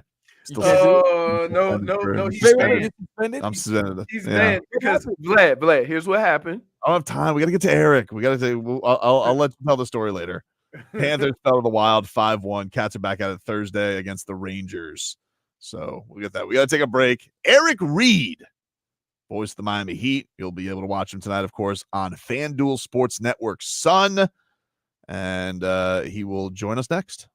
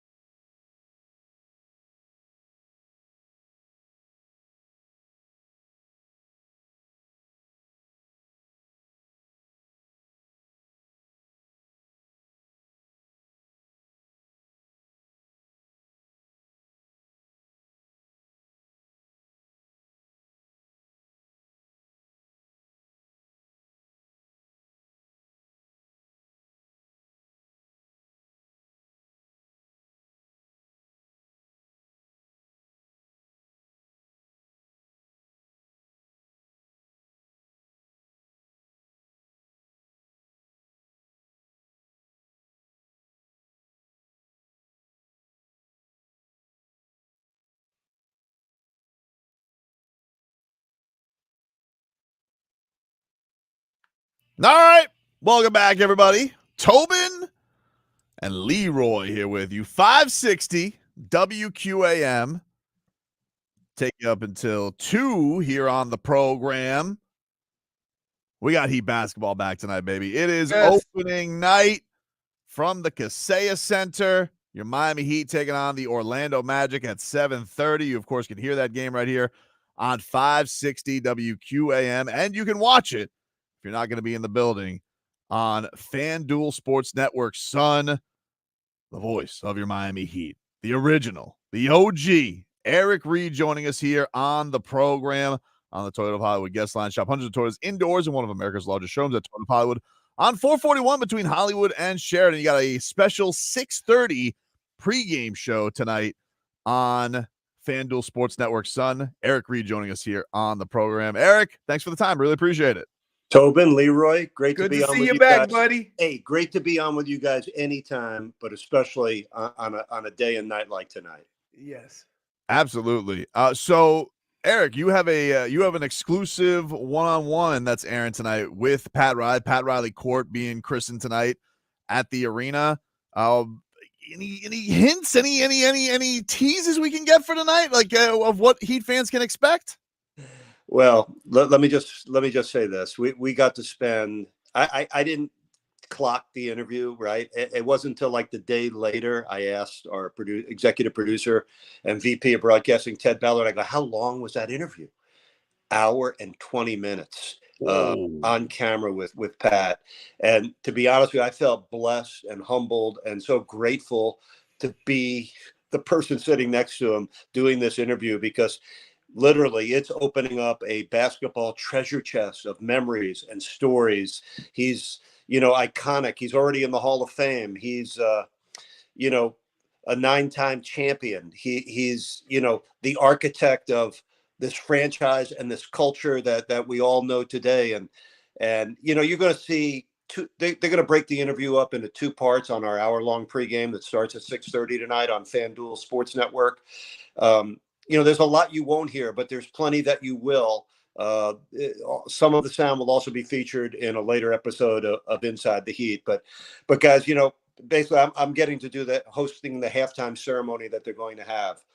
You talk about a fitting way to start a season, to sort of memorialize our incredible franchise history over the last 30 years, and to have the official naming of that court, Pat Riley Court at Kaseya Center. And think about how fitting that is. The guy spent most of his adult life either competing or coaching on a basketball court, and now forevermore Heat teams will compete on a court that bears his signature and name.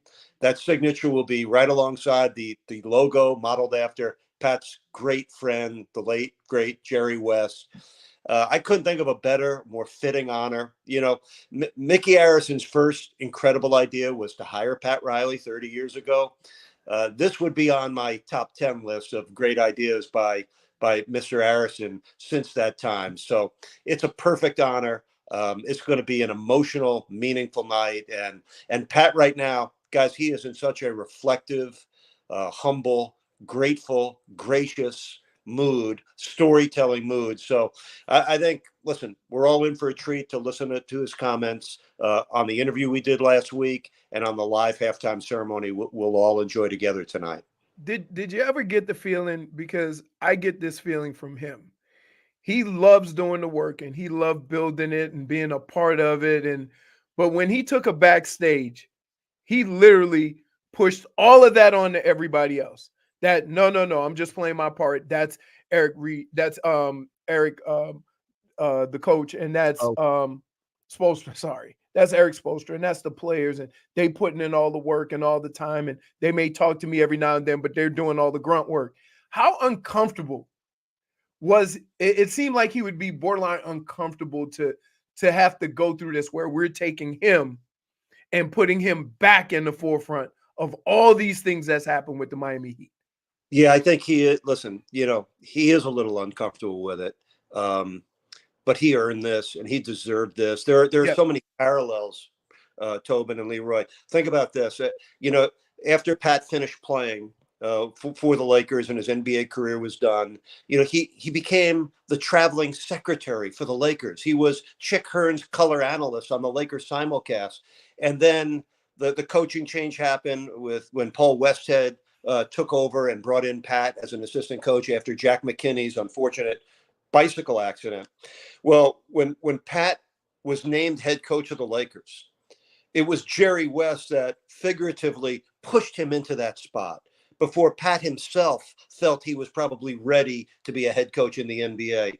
And now let's go back 17 years to when Pat Riley did the same exact thing for Eric Spoelstra, pushed him into a position that even Spo would admit he didn't feel quite ready for. But Jerry West saw some things in Pat Riley to make him feel comfortable and confident to put him there. And Pat Riley, you know, one of the examples of greatness is the vision to see and feel things way before the rest of us mortals. And Pat saw enough in Eric Spoelstra, who was the young former video coordinator turned an assistant coach who was doing such great on-court work and player development with so many of the Heat players back in the day. And listen, you know, one of the things that we got Pat to talk about during the interview, and I don't know if you're going to hear this part or not tonight. I've always felt, listen, he was on championship teams as a player. He coached the Showtime Lakers to 4 NBA championships with one of the most unique and distinctive teams ever put together, with Magic and Kareem and James Worthy, Byron Scott. I mean, iconic teams. Then he builds a culture in New York with a Knicks team that was tough and nasty and played with an edge, with Patrick Ewing and Starks and Oakley. He left his mark there. But what he's done in Miami, in my view, was always bigger than just coaching. He was the architect of this whole thing. You know, there's very few people in sports or life that can just change the culture of an organization by just walking in the door. I think Bill Parcells is one of them. I know Pat Riley is one of them. There's not Greg Popovich I would put on that short list, but he did all of that. And you know, one of the things I'm going to say tonight is the passage of time is a mystical thing. We all see it in our own lives and how fast our children grow up, right?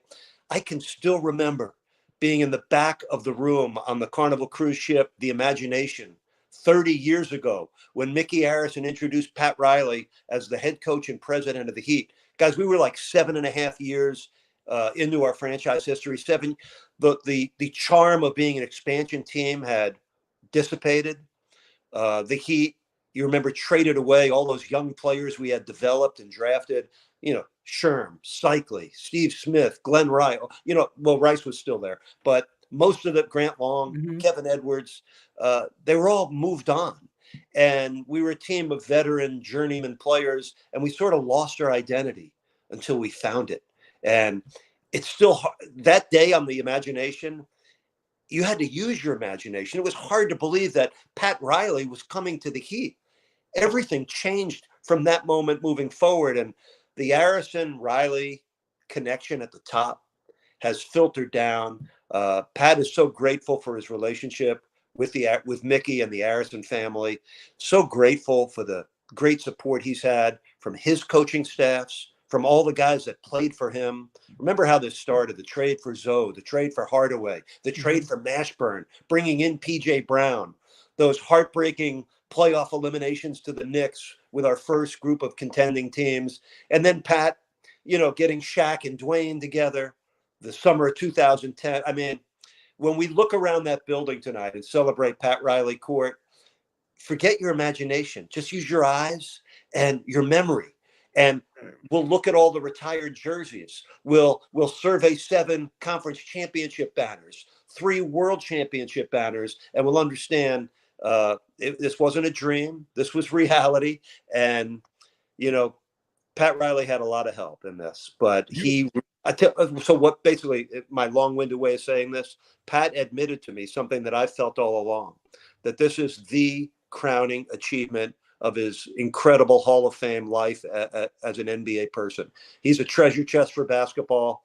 At the age of 79, guys, with the 3 championships here in Miami, still not satiated, still wants another, still working so diligently and passionately for another. The man's addicted to winning. He's addicted to basketball and integrity, and I think we're all fortunate as Heat fans or Heat employees, members of Heat Nation. We've all been blessed to be on this journey with him, and tonight we're celebrating his 30 years, and I love it forevermore. The court that Heat players will compete on will bear his name and signature. It's a perfect way to start this season, and what a great idea by Mickey Harrison. Yeah, we can't wait for it, Eric. It sounds like it's going to be an incredible night. Flipping over to the team a little bit, this has been a very interesting preseason with, the way that they seem like they're playing. One of the things that we were talking about last hour a little bit, we were playing this cut from Tyler Herro, and I don't know if you've noticed this, Eric, but he seems, I don't know if it's a maturity or just a mindset change. I see him all the time. We saw this just noticing at media day, smiling all the time, laughing, happy. Like, I don't know if it's a comfort in his own skin or what, but do you notice anything different about Tyler just from a mentality standpoint going into this year? Because it just, I don't know, there just seems to be an easiness to him. You said the word, Brendan, maturity. I started to see this happen for Tyler last year, and it's ironic. The game he got injured his knee at New Orleans, I remember walking off the elevator with him into the hotel lobby, and his points were coming down at that time, right? But he was playing a more team-friendly, sort of winning-oriented brand of basketball. We know he could score. It's not about just how many points you score. It's the plays you make to help your team win on a given night. And I felt like last year, right as he got hurt, he was embracing that, and he had changed his game in a very subtle way to be more catered to winning. I think one of the things that's hurting the NBA right now, so many players go to 3 or 4 different high schools, 2 different colleges, or a year or 2 in college. There's not enough chance for the talented players out there to identify with teams and understand roles and understand it's not just about how many points you score, but it's what you do to help your team win each game that you're in. And Tyler's begun to understand that. And I think now he's fully embraced it.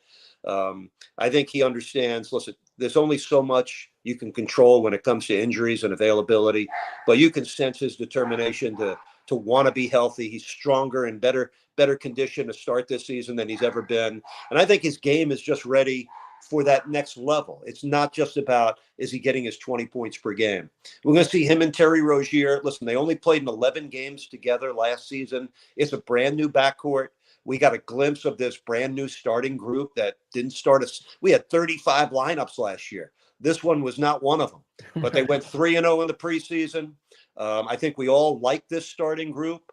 There's pretty serious depth. I mean, we'll see how the backcourt depth shakes out, but everywhere else, there's really good depth with 4 centers and like an infantry of wing players.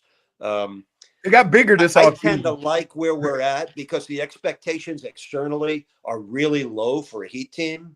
And internally, there's this edge and chippiness. And, when you get knocked out in the first round and you wear a Heat jersey, that does not make for a comfortable summer. So I think we're in for an exciting season. And guys, think about how competitive the East is. Last year, 2 through 8 were separated by 4 games. 4 through 8 separated by 2 games. Everyone matters. I know we're at the start of another 82-game marathon. Every game matters. And you know what matters even more? Your home games. To oversimplify this season, got to score more. 110 a game was the second most in Heat franchise history last year. It was 26 out of 30 teams in the league. So you got to find ways to score more. And I think Eric Spoelstra and his staff have uncovered some subtle changes to help the offense. Some of it's off a defense that averaged 15.5 steals a game in the preseason. And you know what the rest of it is? You got to win more at home, guys. 22-19 at home was the worst record among the 8 playoff teams in the East last year. My hope for the Heat is try to get to 30 wins at home. It's not easy to do. It's only happened, I think, 10 times in franchise history. It hasn't happened in the last 10 years for the Heat. But if you can win 30 at home, you're ready to win 50 games. And 50 games means you're a heavyweight contender. Only 7 teams in the league won 50 or more last year.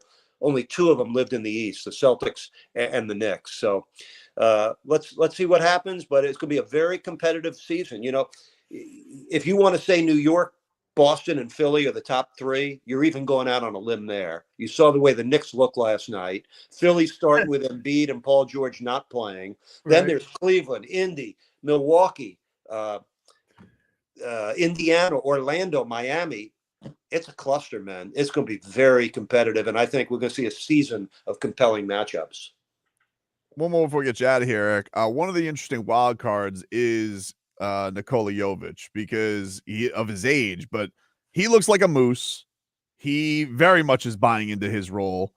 And it was interesting seeing him the last preseason game because you got to kind of see him not be in the role, take over a little bit. Like he was kind of attacking John Moran on some mismatches and things like that. What are you most excited about to see with Nico and what can be the next steps for him on this team? Well, I think he's going to continue to emerge. You know, a couple of summers in a row with the Serbian national team and this year the Olympic team. You see how much stronger he has gotten physically, the weight he's gained. By the way, look at him and envision the same thing happening to Khalil Ware a year, 2 years from now, right. 15, 20 pounds stronger. But I think, listen, Jović has won me over. He did last year. He's got size. He's got really high skill level. He can handle, he can pass, he can shoot. He's a decent rebounder. He's an improving defender. He's a ball mover. He's got a great IQ. He sees and feels the game beyond his 21 years and his limited NBA experience. The key for him, he's going to get really good shots. He's probably not going to get a ton of shots. So when you miss a few, it feels worse when you're only getting 5-6 shots a game. I think it's really important. Listen, his main role is a ball mover with that starting group and a rebounder with Bam, but he can advance it himself.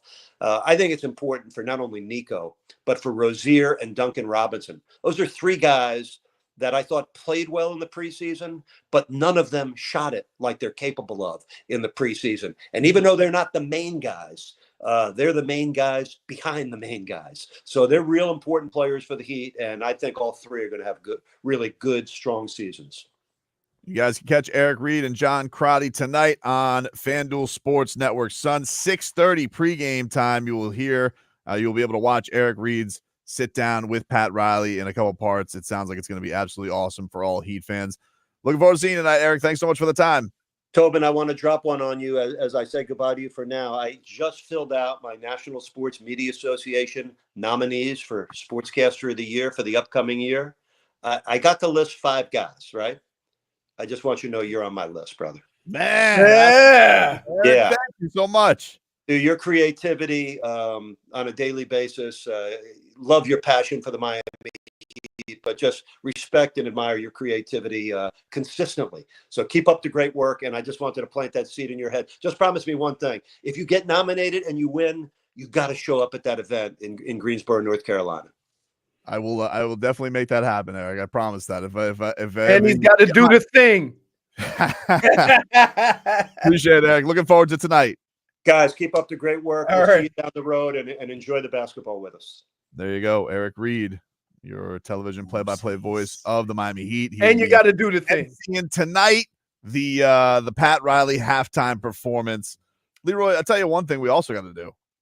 You know, if you got all them suits like Pat Riley, you got to go see our boy Ara at A&T Dry Cleaners. His number is 954-610-9383. That's 954-610-9383. They service all of South Florida, Dade, Broward, and Southern Palm Beach. Tell them what they can get. Dude, here's the great thing. See, R is a big fan of our show, and he wants to take care of the Silly Sauce crew out here, all right? So if you guys use A&T Dry Cleaners and you mention Tobin and Leroy, you're getting 25% off your next order. So how about that? What a deal you're going to get to launder your clothes. And he does it all, man. It is all family-owned and run, 40-plus years. They got that extra special care, man. So if you need – Halloween's coming on up. You got an online order. Your Halloween costume doesn't fit so good. They can fix that for you. Uniforms, sports uniforms, kids uniforms, whatever you got, you need that altered. They got a seamstress on site. You text Ara, you call them at 954-610-9383. They'll take care of that for you. Your wardrobe, you need something adjusted, taken in a little bit. You got a wedding coming on up. A&T Dry Cleaners is where you want to roll with. Use our guy, Ara. He's going to take care of you. You mentioned Tobin and Leroy. 25% off, dude. That's what he's giving you. Once you use A&T Dry Cleaners, you'll never want to launder your own clothes again. Again, Ara's number, 954-610-9383. Never rats off a ship on A&T Dry Cleaners, but rats off a ship is next.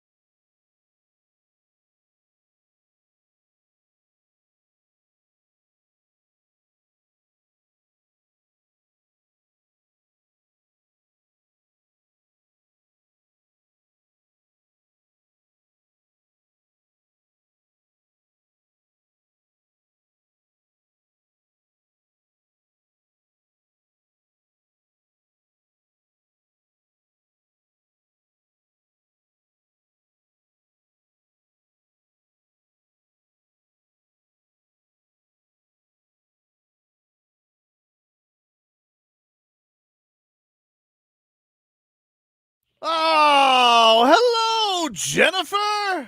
Hello. How are you today? Doing good. That interview was wonderful. He was great. And you could tell that man bleeds the Miami Heat, Eric Reid. He was so passionate about what's coming up tonight. All your Pat Riley coverage. I'm very excited for this ceremony. I got to be honest with you. I'm a little jealous not going to be able to see the interview because I'm going to be at the game. Like, I don't know. There's always a replay. I'll try and figure that Yeah, out. you'll I feel like definitely what do I do now? Do I go to Get that. FanDuel? You gotta- I'm already an app subscriber. That is true. Does that carry over? It has to carry over, right? Well, maybe not. It's different naming. I gotta ask because what am I gonna do for Saturday when the Heat play the Hornets? I need to know how I'm gonna watch my. I feel like it's gotta carry. What's over. gonna happen? Saturday's a big South Florida sports day, by the way. Like, I know. and everything starts around the same exact I know, time. and you want to know? Don't tell her I said this, but my wife wants me to go to a trunk or treat. I'm like, you already have Halloween. I gotta go to extra Halloweens. What does that mean? Trunk or treat? What A is that? trunk or treat put is treats if in, like, it's in a like at a trunk. community or a church, everybody parks their car and you go from car to car and you go and get candy, a la trick or treating. However, we have Halloween the next week, and the Canes are playing the Knowles, and the Heat are in action, and I got UFC that day. And the Panthers are playing. And the Panthers are playing. And I don't want to go to a trunk or treat, but I stupidly agreed to it yesterday, not realizing it's kind of because I thought I would be back for the How Canes. you gonna do trunk or treat? I've seen what's in your trunk. Exactly, it's a treat. We're going to treat. I'm not With using a lot of trickery. Hey, I've seen him open that trunk up and stuff things in there and pull cleaned stuff it out out. from last year. Oh, remember that when he pulled out a dragon costume. I had a Romberg That's great. head in there. You had a Romberg cat head? Yep. It's like it was I mean, very- it gets darker now. You'd be able to probably I don't want to get out of there quicker. I don't want to go to a trunk or treat. I want to watch Is sports. this something the missus signed you up for? Absolutely. She asked, and then I was like, "Well, she asked. I'm gonna be in gone that all day way. Sunday because Sunday I got the pregame. I watch the Dolphins. I'm gonna go to the D Wade thing where he gets a statue unveiled. So I'm gonna be around Saturday. I guess I just got my phone charged and watch it on my phone. Bring a portable Are you charger. are you gonna go from car to car? Or are you just gonna sit in your car?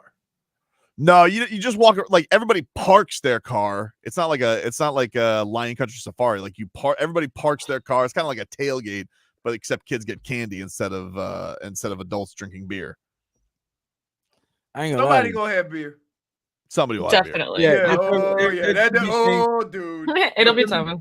Yeah, there'll be things that's not kid allowable. Anyway, Absolutely. But shout out to Eric Reid because guess what, guys? That guy is so loyal to the Miami Heat that he decided not to be the voice of the New York Jets. That's how loyal he is. 20 plus years Smart ago, decision. Eric Reid came to my grad school to give a speech. Obviously, shout out to Dr. Bell. And Mr. Reid, loyal to a good friend of Dr. Bell, came in and given us like unbelievable wisdom and advice. But little did he know I was working my first bid with WQAM. So having him tell you information that nobody knew about, I could have gone on later on that night on my on the show that I was doing and just said, "Hey, Eric Reid, voice of the Miami Heat, could be the voice of the New York Jets." But no, I didn't do that. I stepped up to Mr. Reid, introduced myself, let him know I am a worker of the radio station. Is that something he would like to have mentioned or not? He said not have it mentioned, so it was never mentioned. Wow. So you're breaking that now? I am breaking it now. Wow. But, yeah, 20 years after the fact. 20 years after the fact. Smart move to pick the Heat over the Jets. 3 titles later? Yeah, I believe so. Also, he's an OG, man. Like he's been there since before Pat Riley. Like he's one of the rare ones that like predates Pat Riley. He can tell all the stories of all the coaches. I was telling Vlad, I said, he wasn't even the play-by-play guy's first year. He was the color analyst, and they were a Western Conference team. Like that is crazy. That is I've played with team switch conferences. It's pretty weird because it is weird. Seattle used to be in the AFC. The Heat finished their first Seattle season. Seahawks. Oh, that's right. Seattle Seahawks used to be an AFC team. The Heat their first season finished in last place, 15-67. They finished behind the Spurs, Mavericks, Nuggets, Rockets, and Jazz. By the way, all teams not that bad, are by the pretty way. reputable since. No, but it's not bad if you literally look at the conference. They were all in the South. The only team that didn't belong in that division would have been Utah. But yeah, San Antonio, Dallas, Houston, Miami, that's not that bad. Reshape of it. I mean, they're gonna probably reshuffle it. I think everybody's assuming that Memphis is gonna go to the East once they bring in the Vegas team and Seattle. Yeah, it's gonna be Vegas, Seattle. They'll have to flip I somebody. think two teams will go: Memphis and New Orleans. Anyway, Memphis and New Orleans will go to the East. And, what? No, they would only need to do one team, right? Well, there's two teams. 16-16. But you said there's two teams that's coming: Seattle and. But they have it's 30, so then it's 17. Flip on over. But usually, what they do is if they bring two teams, is just add one to the East, one to the West. No, but if it's Vegas and Seattle, they're both going to be in the West. Obviously, It doesn't like. Yeah, they would, but I'm saying for now, like they might do that immediately, and then in the future realign. You don't know if the realignment comes exactly with the new teams. New Orleans. That's kind of what happened. That's kind of what happened when Carolina and who was it? Carolina and Jacksonville. Yep. Right. They just automatically put them in the East. I mean, in the they automatically put them in the AFC, and then they figured it out later. There was a couple of teams had an odd number of teams. We've been yammering. Let's get to Rats Off a Ship. What do we got today, Jennifer? Guys, I've been yapping. Well, do you guys want to see a video of JJ Redick being Not a really. whiner? Oh, already? It's day one. What is he Already. complaining about? He wasn't happy with the basketballs his team was shooting with. All right. Let's hear from Lakers coach, podcaster, JJ Redick. Process of generating threes. Look, the paint was open the second half. We took, I think, 19 threes in the first half, which is right on pace to kind of where we want to be for our season average in terms of a full game. And we got great looks. And there was even some threes there in the second half that I thought were wide open, and we just couldn't knock them down. I'm going to send in a request for the league tomorrow that we can play with worn-in basketballs. I'm not sure why we're playing in real games. I'm being dead serious. I'm not sure why we're playing in real games with brand new basketballs. Anybody who's ever touched an NBA ball brand new, it's a different feel and touch than a worn-in basketball. I didn't realize it till a timeout. There's a long rebound. I grabbed it. I was like, what? Why are we playing with this ball? Give the guys the opportunity to pick a good basketball. You think I'm joking? No, I'm positive. I'm neurotic. I'm positive you're not joking. Well, at least he's honest. Can I just say this? I would be Rats Off a Ship if I was all about what Tobin's going to be about. But I do know from a standpoint of playing with a new football or basketball has wax on it. Mm-hmm. And it makes it kind of slippery. Yeah. And so, like, for example, kickers get their game balls the week previously. And basically what they do is they inflate them super, super big, soak them in water, then deflate them, dry them off, and then scrub the wax off. Were they doing something? They typically do. Like you go before the game, like you see like two, usually the star players, they go with the refs, they pick the basketball. Right. Like Maybe they just used all new balls. Did they use a different basketball because of the Bronny thing? Like were they trying No. Usually you get to work game balls in. Ladies and like gentlemen. previously. Like they may send you like 15 or 20 balls to work in that week.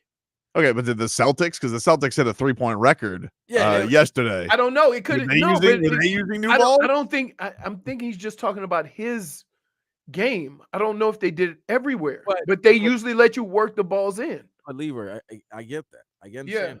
Yeah. That's the first game of the season. What used balls are there? They're gonna use No.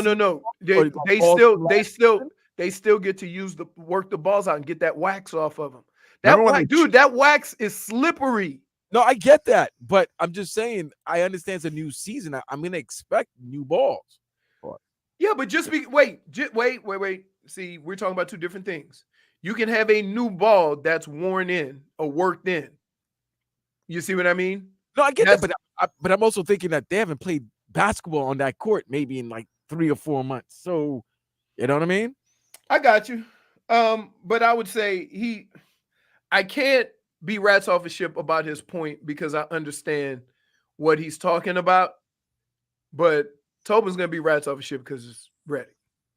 Rats off a ship on JJ Redick. You think it's so cute coming with all that your little excuse nobody thought about. You want to know something, JJ Redick? No. Here's the thing about the Lakers. They stunk shooting the ball last year. Maybe they just stink at shooting the basketball this year. New balls, old balls, worn in balls, wax balls. I don't know. Blue Chew. That could be our answer for anything. What are your rats, Jennifer? I don't know why. I kind of just want to say rats off his ship. You want to know why? Because it's enough of them already. Enough of him. Vlad? Yeah, I'm a bit at rats off a ship on that because I'm saying, like, what do you expect them to have? Old balls? Like, what are we doing here? Like, there's like they're not old balls, but they do get an opportunity to work them in a little bit. How long to get that wax? You know, to get that wax off the basketball, you almost have to scrub them. How long you need to scrub them balls? Probably a couple of days. I think I'm going to investigate the balls at the Heat game tonight. Yeah, you might have to. You might have to. Do some investigative journalism. You know what, Tobin? No, here's what you need to do. You ask them. Okay. Do they send you the balls and give you an opportunity to get the wax off, or do they just, because guess what? You know what else doesn't adhere to wax? You know when they put that talcum powder on their hands? LeBron, it makes it even slipperier. So, yeah, I'm telling you. Thanks, Schmeathan. You can throw it up, JFig. It's fine. Point for Twitter. Ethan Schmolnick puts on Twitch. Tobin's going to walk into the locker room asking, I'm here to investigate the balls. Hey, yo. You don't do it in the locker room, Schmeathan. It would be out on the court. Hey, wait. You did this. Hold on. You did this to you. Don't blame it on me. Don't blame it on anybody else. You did this to you. And you want people to say, "Hey, I'm a investigative reporter." This is what you get because you're also the same guy that said, "Let's go get some Ruball's pouches." So, sales pitch in the sales meeting to that. Take a break. Final hour coming on up. Back after this. I was excited for the next one.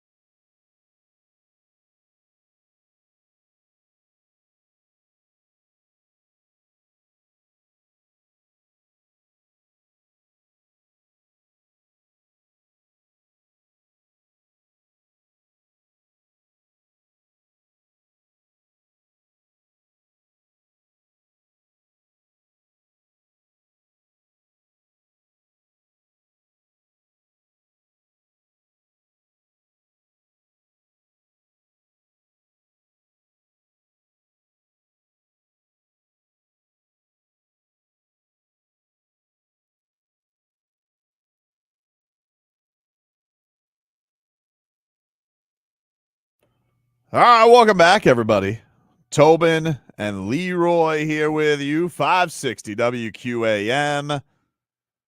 Get to our headlines here in the final hour, which are brought to you by Doral Volkswagen. At Doral Volkswagen, choose from over 300 new Volkswagen models in stock like the Tiguan, Teos, and Atlas. Remember, when it comes to Volkswagen, the great deals are at Doral Volkswagen. The Miami Dolphins have made a roster move today. They have signed CJ Beathard, quarterback.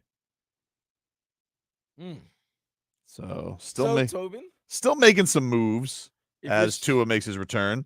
If this is your 5th quarterback this season, yep, that must mean Snoop Huntley is probably out for the year. Probably. I mean, it looked like a pretty gnarly land on his shoulder. But it's because they signed. Okay, so they signed CJ Beathard to the practice squad, which could mean one of two things. It could mean that Snoop is hurt because Snoop's on the roster. It could mean the rat's off a ship on Tim Boyle, which is a very appropriate place to be. So they could be there. It could mean Skyler's still not ready and Tyler Huntley's hurt, and there's no way that they want to go into a game anymore with Tim Boyle possibly being their backup. All things are on the table. All things are on the table, Vlad. I don't know when Mike McDaniel speaks to the media today. I'm looking. Let's see on the YouTube. Oh, it says he speaks. At 1, so he's going to talk any minute about why they did it. He'll say something like, we saw film that we like, blah blah blah blah blah. All that, whatever he has to. Beathard's very familiar with that Niners offense. Yeah, exactly. I think a lot of people thought that he'd be here before that. So, he gets to meet in the annual backups club. And welcome to the Miami Dolphins, CJ Beathard. Wasn't he in? Well, don't they have a relationship? Yeah. Which we're just speculating. Like, what does this mean? Rats off a ship on Tim Boyle. I mean, do you need anything? Shohei Ohtani's 50-50 ball that was caught at loanDepot Park has sold for a whopping $4.39 million. Jeez, man. $4.35 million. Hey, I have a question. Yep. Does his interpreter get anything if they win a World Series? The one who left in scandal? The one that took the hit for Shohei, so Shohei could go 50-50. I'm sure Shohei will take care of him. I don't know if the team will get I'm him not one. saying the team. I'm talking about Mr. Ohtani. I don't know. Didn't that guy end up having to plead guilty to some stuff? He pled guilty and took the hit. He's like Greg Anderson from for Barry Bonds. One of the most diehard friends ever. If you talk about loyalty, I always wear loyalty over money shirts. That Greg Anderson is loyal. So I think Shohei's interpreter better get something, because if he so happens, hopefully not, win a World Series, this what would have been a turmoiled, very bad season for him ended up being one of the best seasons in Major League Baseball's history. Yep. There's an interesting thing going on with this. So it breaks the record, which was previously held by the Mark McGwire 70 ball, which was bought for $3 million in 1999. Did Barry Bonds then not sell his 73? I don't know, but I don't know what happened to the Barry Bonds ball. And I mean, do remember, it's not like there wasn't, all that. Remember, didn't somebody buy it to put like an asterisk on it or something like that? Am I mistaken there? I don't know. I feel like somebody did that with the Barry Bonds ball, so maybe his ball didn't sell for as much. Barry Bonds is going to get an asterisk. How does Mark McGwire not get an asterisk? Well, he did. I mean, but at the time, if it sold in 1999, it really, because I even remember back in the day, there was a whole thing where they're like, well, what's androstenedione? I remember like Mark McGwire left the Balco stuff, a muscle supplement in his locker, and he goes, oh, it's natural, it's not banned. And so it didn't really have the stigma as much when Barry Bonds did. It goes, if you read like the Game of Shadows, it was kind of the motivation for Barry Bonds taking steroids, because he's like, look at these bums, how many home runs they're hitting. You imagine if I took steroids? And then he did, and he just obliterated everything they did. It was a great experiment by Barry Bonds, one of the great scientists of our time. He goes, if bums take steroids and hit 70, but I take steroids, I could smash that record. He was right. I mean, it makes perfect sense. It does make If perfect I hit 400 home runs on natural, what happens if I take a little PED? He You can hit 400 home runs after 37. They would not years reveal old.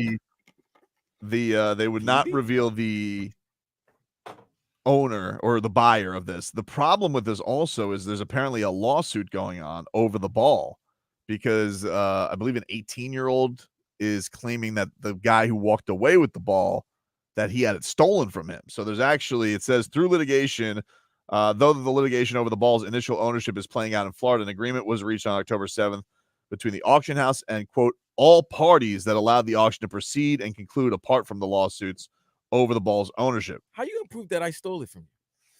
I think there's video of it. I think there's some video of it. But wait, how is it video of me? Like, did I take it out of your possession, or are we fighting for it? And I don't know. Outmanned you. I don't know if it's like, I don't know if it's like, is there conclusive evidence? I don't know if this is like the NFL.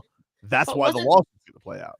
The video, like all you see is a bunch of people piling up on each other. How are you going to prevent? Exactly. If there's not conclusive evidence, possession is 9/10 of the law. It's inconclusive evidence. The original call stands. It's your ball. Or they could settle. You know, maybe they could settle on a split. But okay, I mean, listen, if you're going in with 0 and you get a split of something, you'll be happy. Right. But it all depends on how much money is being spent on this baseball. I feel like this is a case a lawyer would want to take on just to be like, you know, hey, I was in that case. Schmeathan says if Tobin was a lawyer, the defense would be finders keepers. I believe he's right though, because here's the thing. You got to figure this is an international art. I mean, for the lack of a better term. Because Somebody from another country could have bought this ball. that's what I'm saying. Somebody from another country, maybe True. a diehard Japanese Shohei fan. fan. So does that make it not a U.S. case? That's what I'm. Well, in the US lawsuit's territory. a Florida case. It happened. In Well, US does it make it not a Florida case if the balls were sold? Well, somewhere because else? they're saying in this that the parties, they said all parties, the sale is the sale. So I think the person's allowed to get the ball no matter what. It's probably going to go into account the money, and then the money is going to be either divvied up or going to one owner. I think the person's getting their ball. I think that sucks because they just tying up my man's money with a frivolous lawsuit, which is crazy. You can do that. Well, you better have the money for that frivolous law. Is it frivolous? I think it's frivolous. You're a finders keepers. Whoever gets the ball gets the ball. You see how they fight over them balls? I have seen people. Listen, we saw with Barry Bonds. We saw people dive into the water for balls. Right. That's true. So, like, yeah, you saying, oh, he didn't fight. He didn't fight fairly. Tough. Be a man. Toughen up, little 18-year-old. Get in there. That's what it. Every time we seen them fight over a baseball, what did it look like? It didn't look like, oh no, it's yours. Go What if it was a child? All right, well, let's say this. What if it was a Pop should have been in there. Pop should have been in there to protect. Okay, but what if it's a melee? What if it bounced into Tommy's lap? That's what it's always been. It has always been a melee. Wait, every time. Wait, Tobin. Every time we've watched them fight for one of these balls, it's been a melee, and nobody until Florida has said, "No, I had it first." Nobody. I don't know. Dude, I'm telling you, dude, when you see that ball go up in the air, look at all the people converging on that ball. Oh, it's crazy. And then whoever comes up with it after diving on the ground in the dog pile, they immediately are escorted right out the stadium. Like, think about that, right? Did you buy tickets that game, particularly that section in the ropes? So then, yes. Okay, so then it happens because I think that what was it, the 50th home run you talking about? That was it went Apotaco. It went to the former Apotaco. Cleveland or whatever it's right. called now. So you're not even you're not assuming that it's gonna go left field. So when it's there, you better have hands and be able to catch that ball. You need to go look, you're right. If you're gonna sit in the outfield for that game, you should have gone no Marlins jersey. You should have gone full zip pocket hoodie or something like that. So that thing goes in your kangaroo pouch. Nobody gets it. And that's it. Because you just cost yourself probably 6 or 7 figures if you don't do that. Oh, but that being said, like, what declares possession? Like, it was. See, this is where it the goes back ball to, in your hand. No, dude, it's not walking away though. If you have the ball and somebody rips the ball from you after you got the ball, that's theft. That's theft. Did they physically abuse Oh, you? let me ask you this: if I walk out of that and some guy at the bar punches me in the face and takes the baseball, That's a whole different. That's different. That's pretty That's different. But I'm Right, saying, wait. Once what if it if was you just are a match? still in the area and the ball, you didn't come down with 2 feet in bounds, and the ball, even though you have it, right? You haven't had possession of it. It's all fair game. You got to man up, tuck that thing in. You know where to put it? Yeah, go ahead and put it by Blue Chew. The other Put it ball. right there. Yeah. This is the kind of case I would like to be. No, you know what? No, Jerry because did it. as long as we've been watching these types of events where people trying to catch these balls, right? Hmm? It's been a dog pile. Right. but You there's- now you gonna complain that you but didn't get if you're talking about a ball of this significance that was actually fought over, first time we've had like cell phone footage. Usually it's like, there's one video, but you can't no, really there's tell whoever not, walked through the ball, dude. walked through the They're ball. showing where that ball went, and they show over and over. Look at the dog pile for the ball. That but ball's you gonna be can't- worth a lot of money. This had like an overview, like in the thing. No one in that section is filming the pile. They're trying to get the What are you ball. talking about? So They're how's trying it- to oh, get you the think- they're wait, trying wait. to get the ball. You got a They're ball making it worth. so we Wait, like- wait. Let me got- get this straight. Let me get this straight. There's a ball in your section worth 4.3 million, and you film it. Leroy, there's footage of it. Like, I'm not making this up. I'm gonna send it to you guys during the break. It's just bad. Take a break. More to Sounds come on like the a show. poor loser, sore loser. That's Back what it into is. this. Him didn't get the ball. Oh, what we gonna sue? Daddy, please, don't just sue for the ball.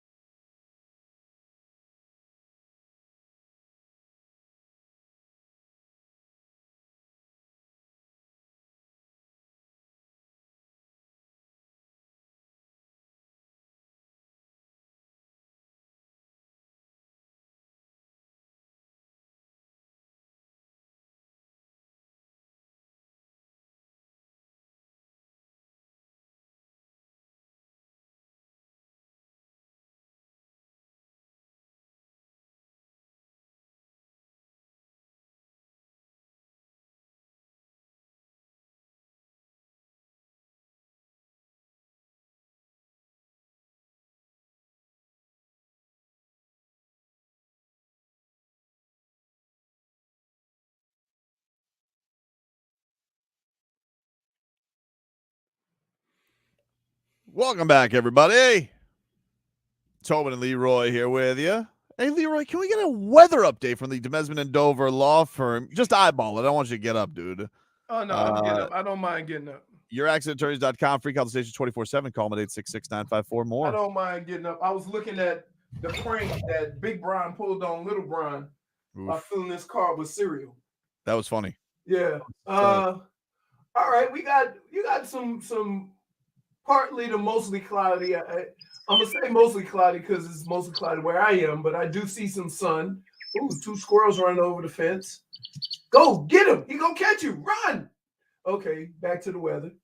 I would say the breeze is about 10 to 15 miles an hour out of the east, and I would say you got a chance of a light sprinkle because that's what we've been getting for the last couple of days. But damn, them 2 squirrels were getting it.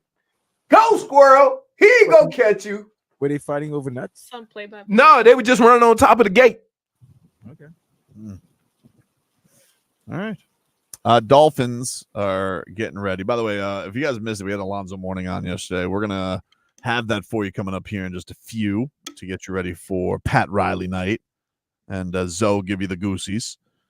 But Mike McDaniel is telling reporters that Snoop Huntley will not be available this week. Do you think?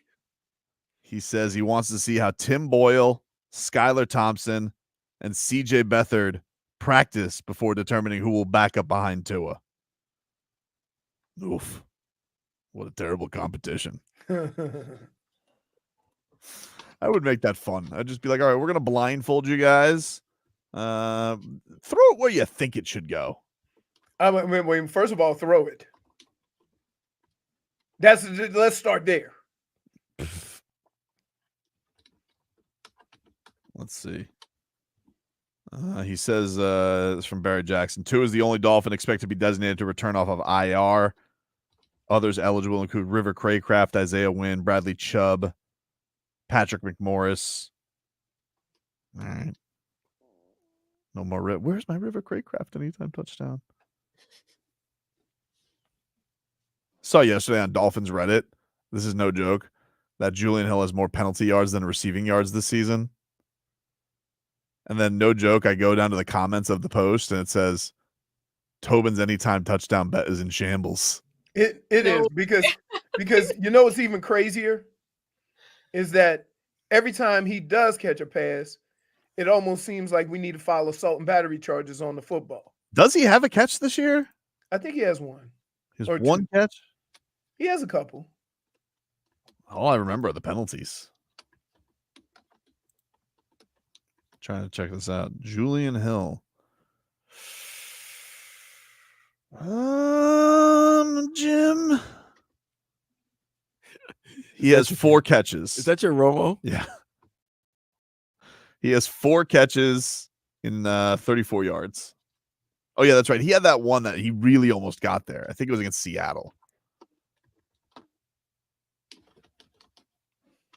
I got to tell you, though, he's caught some very open looks. Oh, yeah. That ball just – and you ever notice – I'm going to say this, and I want y'all to watch this when you watch football next. You ever notice a person who drops a bunch of passes always try to catch it with his chest plate? That thing is bouncy. Catch it with your hands, dude. Maybe that's the reason why they're trying to grab it with their chest plate, because when they try to grab it in their hands, it falls. But that's what I'm saying. So maybe they grab Very it. rare. Look, a person. You ever notice a person who we always say is a good receiver or can catch the ball always seem to catch with their hands. A person who you have questions about whether they could catch, that ball kick their ass. Steven, you can hear it. You know you can hear it when the ball gets thrown, he catch it with his chest. That's harder to catch. It's harder to catch the ball like that. Guy says Julian Hill, the next George Kittle. I whipped on that one. Somebody on our show said that. I apologize. Wasn't me. They gave him the Kittle tapes. You still betting that? You know when you start betting it, it's gonna come in, right?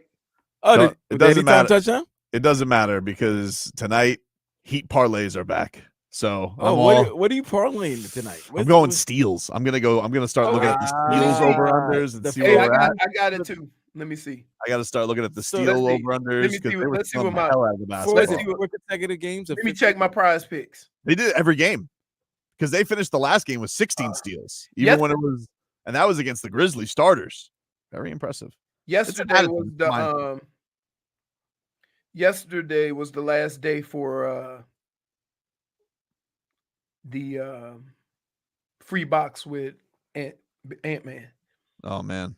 Yeah. Well, listen, if you had Bronny scoring over half a point, you were a loser last night. Oh my gosh. He should have hit that three. That open one? Yeah, he should have hit that one. That would have been a moment. That would have been a moment. A man who's given us plenty of moments. Alonzo Mourning. He, of course, tied at the hip of Pat Riley. Pat Riley's big swing trade when he came to the Miami Heat. And he's going to talk a little Godfather. If you guys missed the interview yesterday, we'll bring that to you coming up next.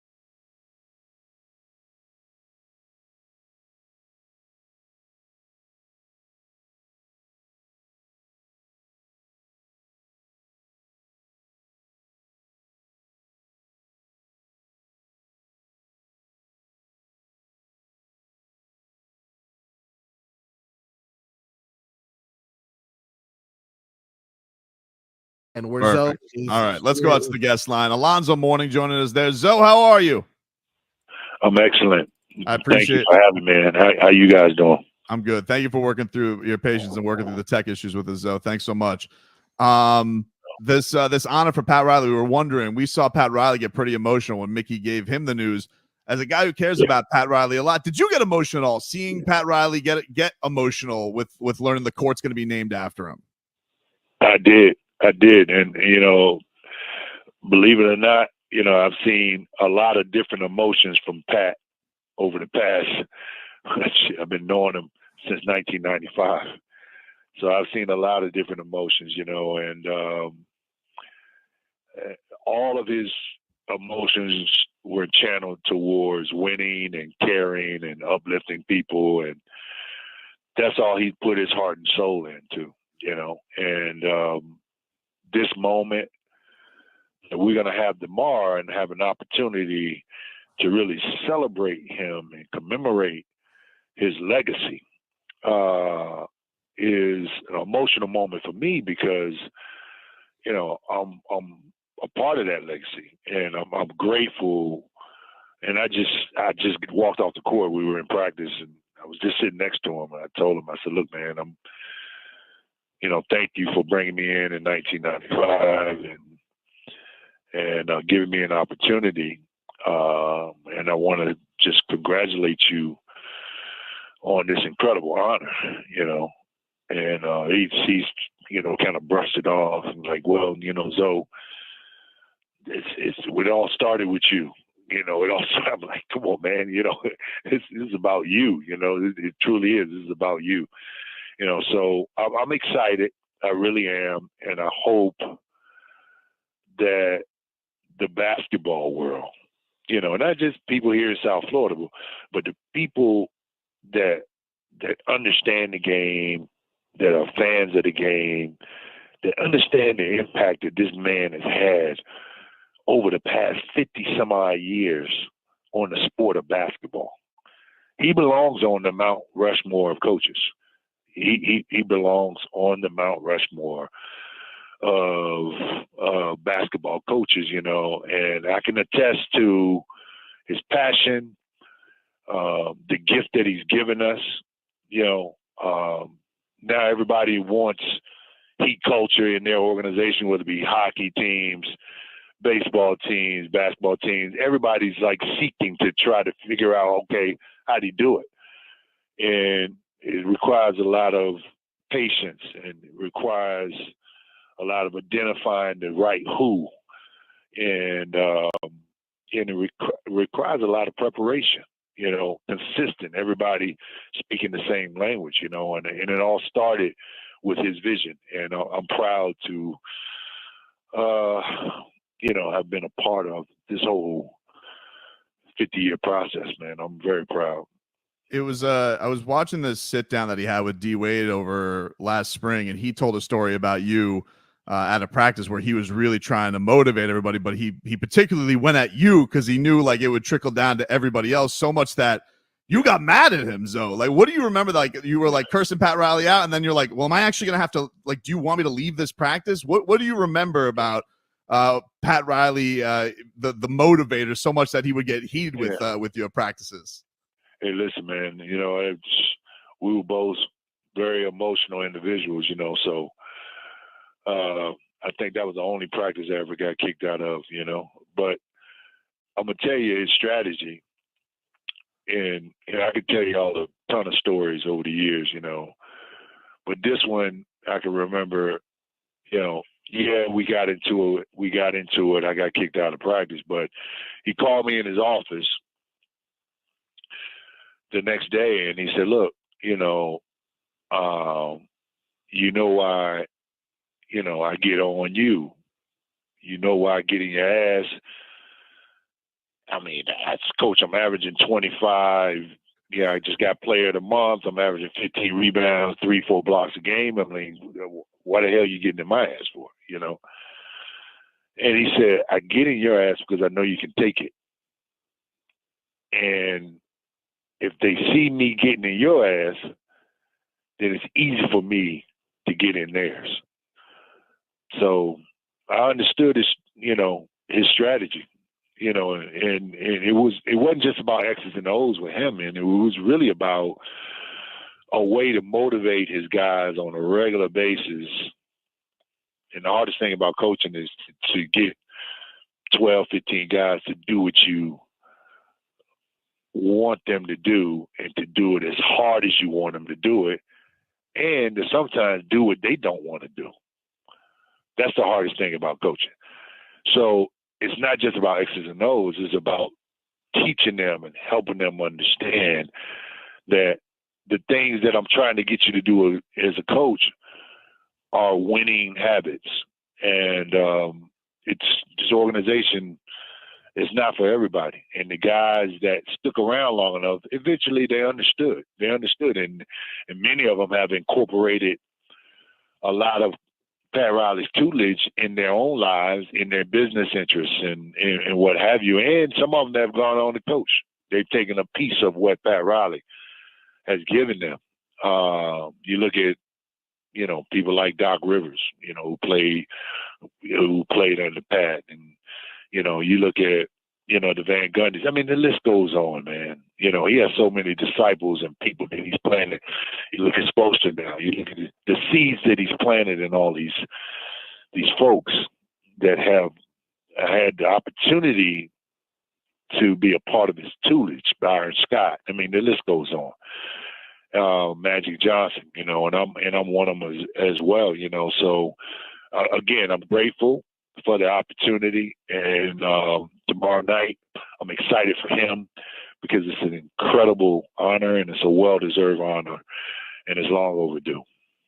So what is it like watching these games these days with you and Pat? Like, you guys are you're always side by side, whether it's home or road, but are you guys still living and dying with it now that you guys don't have exactly all the control on it anymore? Like, what's it like with you two watching these games these days? Listen, there's winning and there's misery. All right. So and we suffer through it together.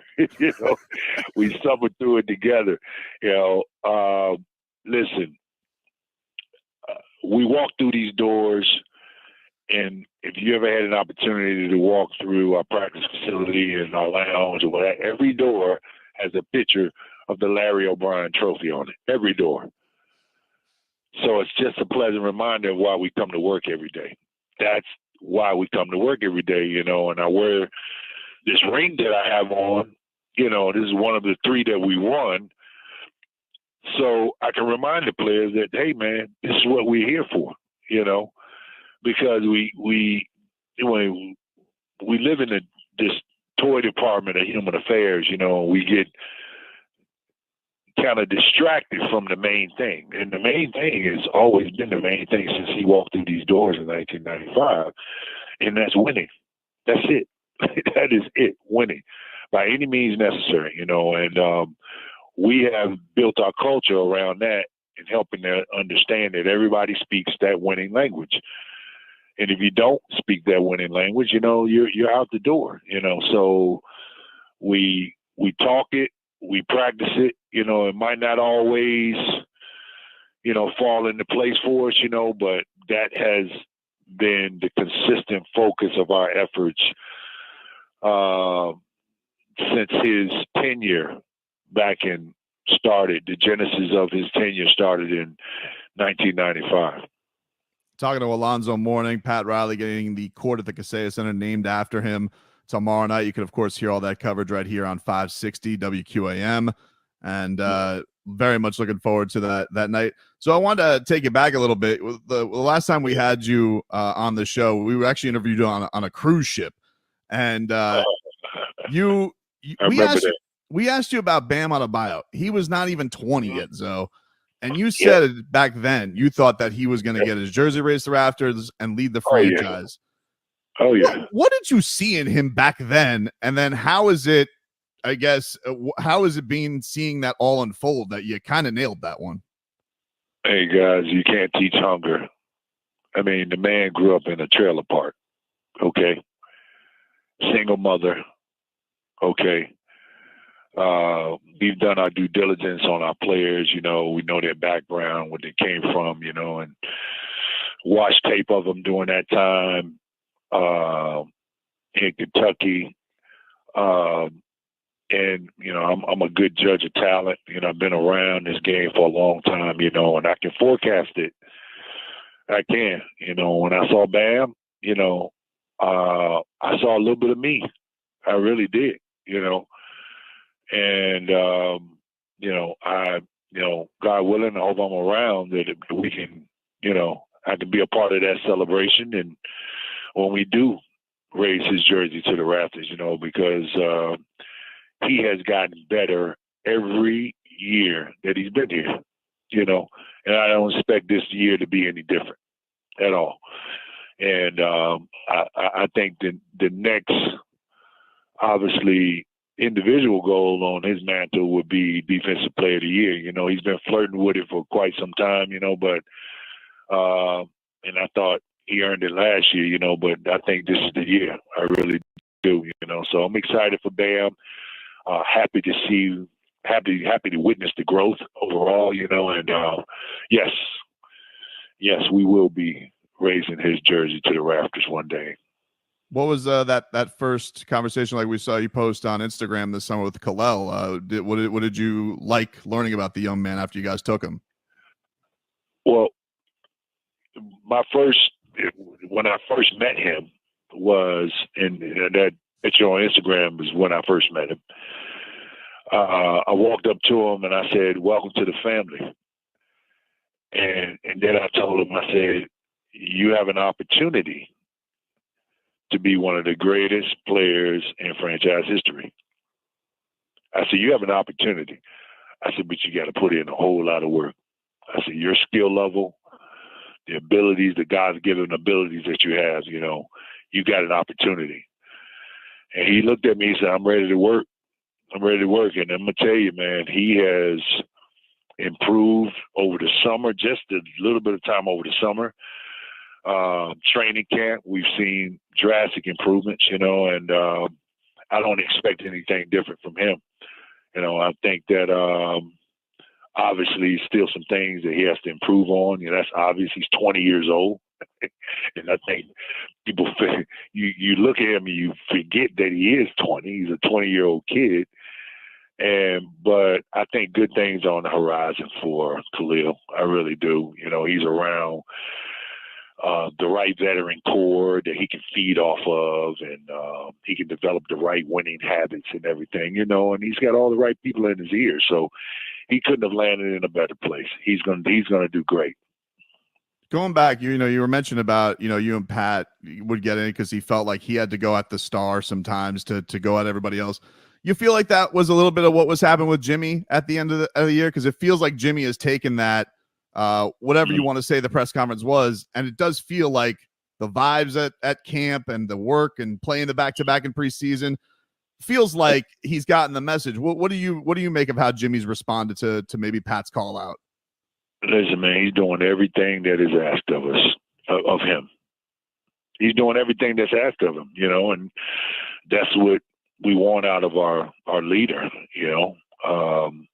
And the same thing that the role that I embraced when, you know, I was the focal point of the franchise, you know. I mean, just, you know, it's not a whole lot of talk, you know. It's just about being present, setting the example, you know, and putting the work in. And Jimmy's done all of that, you know. So we can't expect anything more than that.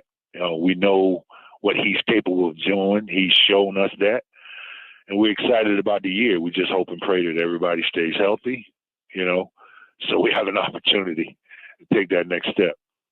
Before we get a chat here, Alonzo Mourning tomorrow night. Pat Riley's getting the court named after him at the Kaseya Center. That championship that you guys got together after all those years, though, what's the personal moment you remember with him, like when you guys finally got to the mountaintop? Like what's the image that stands out in your mind? I mean, it's a lot of different images, man. I mean, in that locker room, man, when we celebrated in 2006, you know, and y'all remember the famous bin with all the cards and everything, the the keepsakes in there, you know, that we carried around with us during the playoffs, you know, and, you know, that moment, you know, when those cars were all over the locker room, I mean, some of y'all had an opportunity to kind of witness that moment. Y'all were in the locker room in Dallas at that particular time. I mean, finally, we were able to exhale. We climbed the mountaintop, you know, and we made it to the peak. And it was a lot of sacrifice, a lot of hard work. You know, Pat would always say, hey, you never know you're going to win a championship until it happens, you know. I mean, you can look great on paper. That doesn't guarantee you anything. The hard work that you put in, it doesn't guarantee you anything. But without it, you don't stand a chance. And, you know, he put together the right team for that moment. It was our time. You know, it's written in our championship ring. It was our time. And, you know, I'm grateful for his knowledge and his tutelage at that particular time, you know, to help us get to that particular point, you know, and it took 13 years for the franchise to get there first, you know. So I'm happy to have been a part of it. Thanks so much for the time, Zoe. We really appreciate it. Listen, man, it's my pleasure, man. Hope to see y'all at the game tomorrow. Very much. I'm looking forward to it. The great Alonzo Mourning, giving us some time talking about Pat Riley getting the court named after him tomorrow. Pat Riley Court at the Kaseya Center. We will have that coverage for you here on 560 WQM. You'll be able to listen to all that coverage here with Jason Jackson, Amy Audibert, Tommy Tighe, and Alejandro Solana giving you that for you.